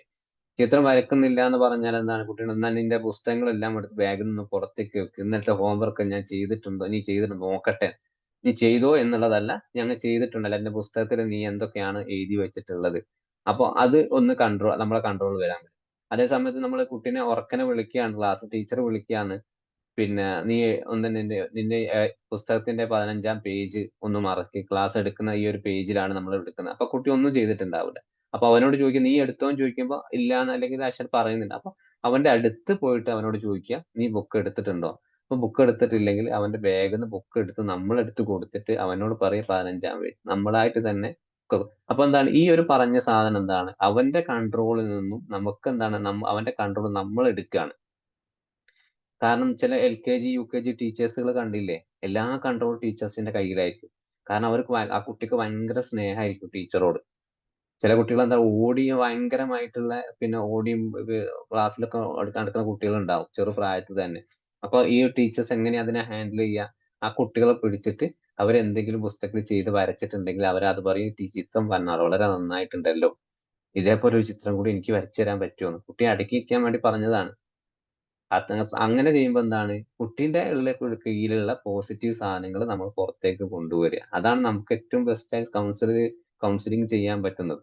ഇതേപോലെ ആയിരിക്കും നമ്മൾ എല്ലാ മേഖലയും നിൽക്കുക. അപ്പൊ എന്താണ് കുട്ടികൾ നമ്മളുമായിട്ട് പിന്നെ അടുക്കാനുള്ള സാധ്യത കൊണ്ട്. പിന്നെ എല്ലാത്തിനും എന്താണ് ഒരു റിസൾട്ട് കിട്ടണം നമ്മൾ ഒരിക്കലും ആഗ്രഹിക്കരുത്. അത് കുട്ടിയായിട്ട് റിസൾട്ട് ഉണ്ടാക്കേണ്ടത്, നമ്മളെ റിസൾട്ട് ഉണ്ടാക്കുന്നതല്ല, കുട്ടി റിസൾട്ട് ഉണ്ടാക്കണം. അതുവരെ നമ്മൾ കാത്ത് ചെയ്യണം. അതുവരെ കുട്ടിയായിട്ട് ഒരു കോപ്പറേറ്റീവ് മൈൻഡിൽ നമ്മൾ മുന്നോട്ട് പോവുക എന്നുള്ളതാണ്. പിന്നെ ഇതിൽ സാധാരണ ബിഹേവിയർ മാനേജ്മെന്റിലൊക്കെ ഉപയോഗിക്കുന്ന പിന്നെ ബിഹേവിയർ ചാർട്ട് ടോക്കൺ എക്കണോമി എന്ന് പറഞ്ഞിട്ടുള്ള ഒരു റിവാർഡ് സിസ്റ്റം ഉണ്ട്, ഒരു ആക്ടിവിറ്റി പോലെ. അതിലെന്താണ് പിന്നെ കുറെ ചിത്രങ്ങളെ ഇതുണ്ട്, അതേപോലെ നല്ല ബിഹേവിയേഴ്സിന്റെ ഇതുണ്ട്. പിന്നെ ഇതൊക്കെ ഓരോന്ന് കുട്ടീനെ കൊണ്ട് ചെയ്യിച്ചാൽ അതിന് 5 സ്റ്റാർ 3 സ്റ്റാർ 4 സ്റ്റാർ എന്നൊക്കെ പറഞ്ഞിട്ടുള്ള കാര്യങ്ങൾ കുട്ടി കൊടുത്തിട്ടുണ്ടെങ്കിൽ അതൊക്കെ നമുക്ക് ആരൊക്കെ വേണമെങ്കിൽ ഗ്രൂപ്പിലൊക്കെ വേണമെങ്കിൽ നമുക്ക് ആരും പേഴ്സണലായിട്ടും ചോദിച്ചാൽ മതി, ഞാൻ ഷെയർ ചെയ്യുന്നുണ്ട് അതിന്റെ ഡീറ്റെയിൽസും കാര്യങ്ങളും. നമുക്ക് സാധാരണ കുട്ടികൾ റെമഡീഷൻ ചെയ്യുന്ന സമയത്ത് ഉപയോഗിക്കുന്ന കാര്യങ്ങളാണ് അതൊക്കെ. അതൊക്കെ കുറച്ച് കൊണ്ടുപോയാൽ എന്താണ് ഈ പറഞ്ഞിട്ടുള്ള നേരത്തെ പറഞ്ഞ ആ ഒരു സ്റ്റെക്നെസ് നമുക്ക് ഉണ്ടാവില്ല. ആ കുട്ടികൾക്കിടയിൽ നല്ലൊരു പാറ്റേൺ നമുക്ക് ഉണ്ടാക്കാൻ പറ്റും, നല്ലൊരു പാരന്റിങ് സ്റ്റൈല് നമുക്ക് ഉണ്ടാക്കി കൊടുക്കാം കുട്ടികൾക്കിടയിൽ, പാരന്റിന്റെ ഇടയിലൊക്കെ നമുക്ക് എന്താണ് ഒരു കോൺഫിഡൻസ് വരും ഏതൊരു കേസ് എടുക്കുമ്പോഴും. ഇതൊക്കെയാണ്. പിന്നെ ഇതിൽ നമുക്ക് അവർക്ക് എന്താണ് പിന്നെ മെയിനായിട്ട് ഒരു അവരോട് ചെയ്യരുത് എന്ന് പറയരുത്, ഒരിക്കലും ചെയ്യാൻ നോ നോ എന്ന് പറയരുത് എന്നാണ്. അത് ചെയ്യരുത്, നീ ഇത് ചെയ്യരുത് ഒരിക്കലും പറയരുത്. കാരണം എന്താ, നിനക്ക് ഇപ്പൊ ആൾക്കാരെ നീ ചെയ്യണ്ട, കുറച്ച് കഴിഞ്ഞിട്ട് നീ അത് ചെയ്തോ എന്നുള്ള രീതിയിൽ. പിന്നെ അവർക്ക് എന്താണ് പോസിറ്റീവ് ആയിട്ടുള്ള എന്തെങ്കിലും റിവാർഡുകൾ എപ്പോഴും ഓഫർ കൊടുക്കുക. എപ്പോഴും നമ്മൾ ക്ലാസ് റൂമിലൊക്കെ ആണെങ്കിൽ എന്തെങ്കിലും ഇപ്പൊ ക്ലാസ്സിലൊക്കെ ആണെങ്കിൽ സ്റ്റാർസ് തന്നെയാണല്ലോ, അല്ലെങ്കിൽ സ്റ്റിക്കറുകൾ കൊടുക്കുക. പിന്നെ വീട്ടിലാണെങ്കിൽ എന്താ അവരോട് പാരന്റിനോട് പറയുക, അങ്ങനെ ആ ഒരു സ്വഭാവം തൽക്കാലം മാറ്റിയെടുക്കാൻ വേണ്ടി എന്തെങ്കിലും ഗിഫ്റ്റുകളൊക്കെ ഒന്ന് മാറ്റി കൊടുത്തിട്ട് ആളൊന്ന് സന്തോഷിപ്പിക്കാനോ ഒന്ന് പുറത്തേക്ക് കൊണ്ടുപോകാനോ പാരന്റുമായിട്ടൊന്ന് പുറത്ത് വരിക, ഇടയ്ക്കൊക്കെ ഭക്ഷണം കഴിക്കുക, ഇതൊക്കെയാണ് ഇപ്പോഴത്തെ കുട്ടികൾ ആഗ്രഹിക്കുന്നത്. അതൊന്നും കിട്ടാത്തത് കൊണ്ടാണ് ഈ ഒരു സ്വഭാവം അവരെ ലൈഫിലേക്ക് വരുന്നത്. അതൊക്കെ നമ്മൾ കണ്ടറിഞ്ഞിട്ട് അതിനനുസരിച്ച് പ്രവർത്തിക്കുക എന്നുള്ളതാണ്. എന്താണ് ഇഷ്ടം, എന്താണ് ആഗ്രഹങ്ങൾ, അതിനനുസരിച്ച് കുറച്ചു കാലം പാരന്റ് പോവുക, അല്ലെങ്കിൽ അവർ പറയുന്നതായിട്ട് അതേ താളത്തിന് തുള്ളുക എന്നുള്ളതല്ല. അവർക്ക് പാരന്റിന് തോന്നുകയാണ് ഇത് അവന് ആവശ്യമുണ്ട് എന്നുള്ളത്, അപ്പൊ അവൻ പറഞ്ഞ കാര്യമാണ് ആ അംഗീകരിച്ചു കൊടുക്കുക, സാധിച്ചു കൊടുക്കുക. ഇത് ഒരുപാട് പോസിറ്റീവ് ആയിട്ടുള്ള കാര്യം പറഞ്ഞ് ഒന്ന് കുറച്ച് ഭംഗിയിൽ എഴുത്, കുറച്ച് വൃത്തിയിൽ എഴുത് എന്ന് പറഞ്ഞാല് ആയി.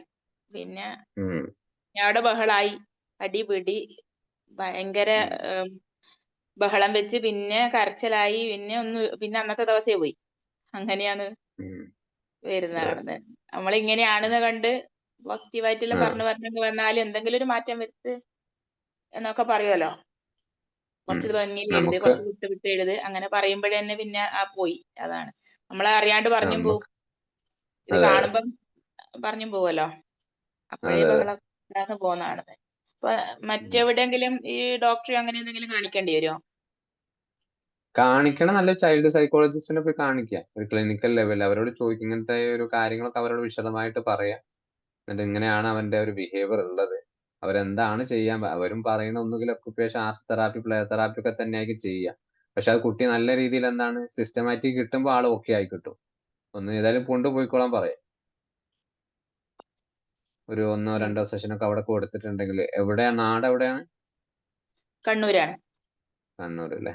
നമ്മളെ കോഴിക്കോടൊക്കെയാണ് കുറെ ഞാൻ അറിയുന്ന കുറെ ബിഹേവിയർ തെറാപ്പിസ്റ്റ് ഉണ്ട്, അവരൊക്കെ നല്ല ഓട്ടിസ്റ്റ് സ്പെഷ്യലിസ്റ്റ് ആണ്, ബിഹേവിയർ സ്പെഷ്യലിസ്റ്റ് ഒക്കെയാണ്. കണ്ണൂർ എനിക്ക് അങ്ങനെ പരിചയക്കാരാരുമില്ല.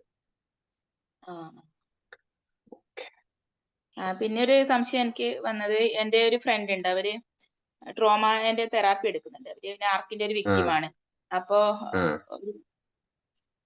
ഒരു തെറാപ്പിസ്റ്റിനെ എടുക്കുന്ന അവര് കണ്ടിന്യൂസ് ആയിട്ട് ആഴ്ചയില് 1 വീതം തെറാപ്പി എടുക്കുന്നുണ്ട്. അപ്പൊ എന്നാൽ അവർക്ക് അവരുടെ കൂടെയുള്ള ആളുകൾ അവരെ വിക്റ്റിമാക്കി വെക്കുമ്പോഴൊക്കെ പ്രശ്നം ഉണ്ടാകുമ്പോൾ ഇങ്ങനെ വിളിച്ച് എന്നോട് ഇങ്ങനെ ഷെയർ ചെയ്യാറുണ്ട്.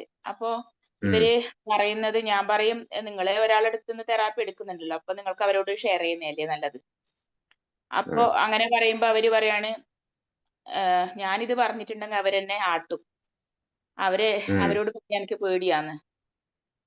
അപ്പൊ ഞാനിങ്ങനെ എനിക്കപ്പോ സംശയം വന്നത്, ഇങ്ങനെയുള്ള കാര്യത്തിലൊക്കെ ആകുമ്പോ തെറാപ്പിസ്റ്റ് ഇവരുമായിട്ട് നല്ലൊരു റാപ്പ് ബിൽഡ് ചെയ്യില്ലേ?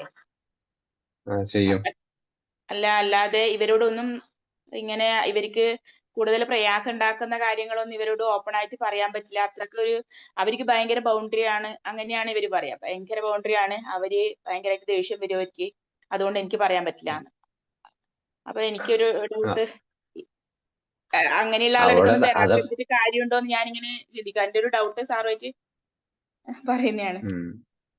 അല്ല അവരെന്ത് കൗൺസിലിംഗ് നടത്തുന്നത് ഒന്നും പറയാൻ പറ്റുമോ, എന്ത് ദേഷ്യപ്പെടും അതൊക്കെ പറയണ. ഇതാരാണ് NPD വിക്ടിമാണ് അവരെ മുമ്പിൽ നിൽക്കുന്നത്. ജീവിതത്തിൽ എല്ലാ പ്രയാസങ്ങളും പിന്നെ ഒരേ അനുഭവിച്ചു നോക്കുന്ന ഒരാളെ മുമ്പിൽ അവരെന്തിന് ഇത്രയും ബൗണ്ടറി കീപ്പ് ചെയ്യണത്?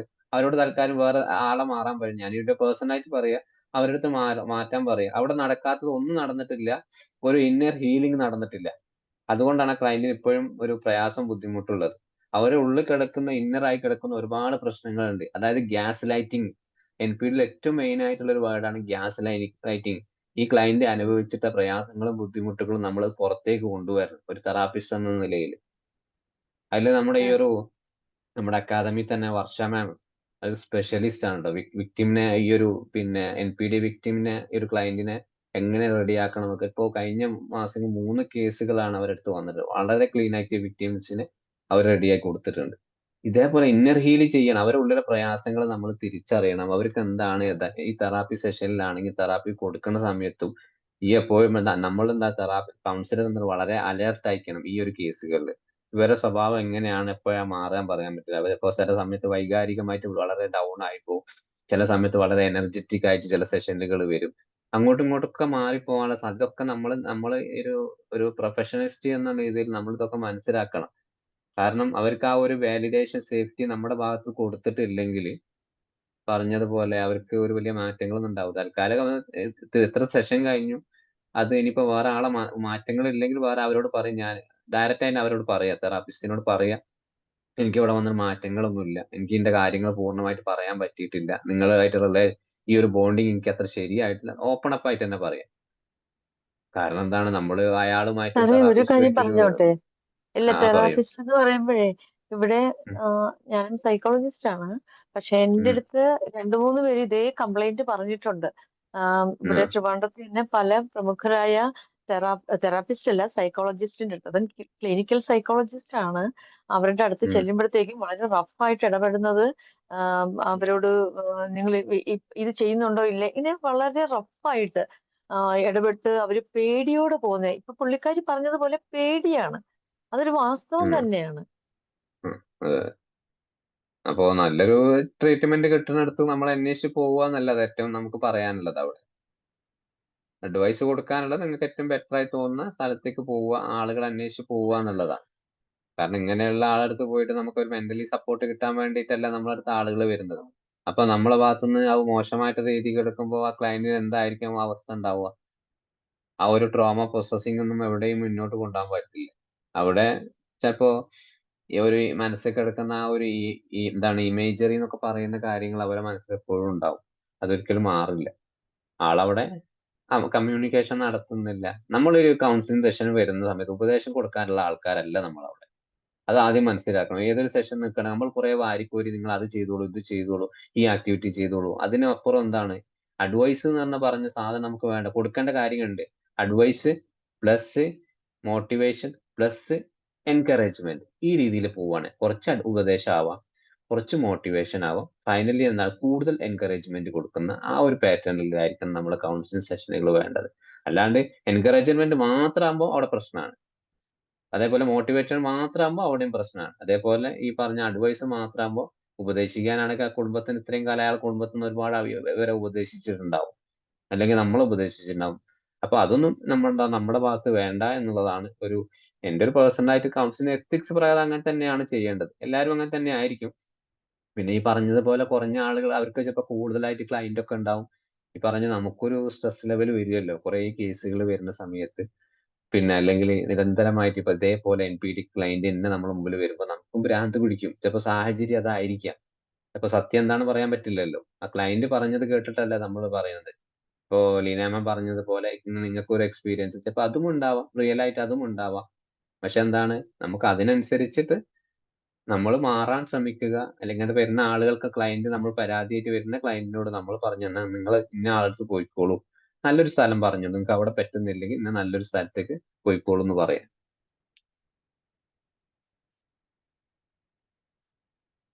ഓക്കെ, അപ്പോ നമ്മുടെ സമയം ഒരുപാട് അങ്ങോട്ട് പോയെന്ന് തോന്നുന്നു. അപ്പോ നമുക്ക് ഇനി അടുത്ത ആഴ്ച പുതിയൊരു വിഷയമായിട്ട് വരാം. Thank you sir. Thank you.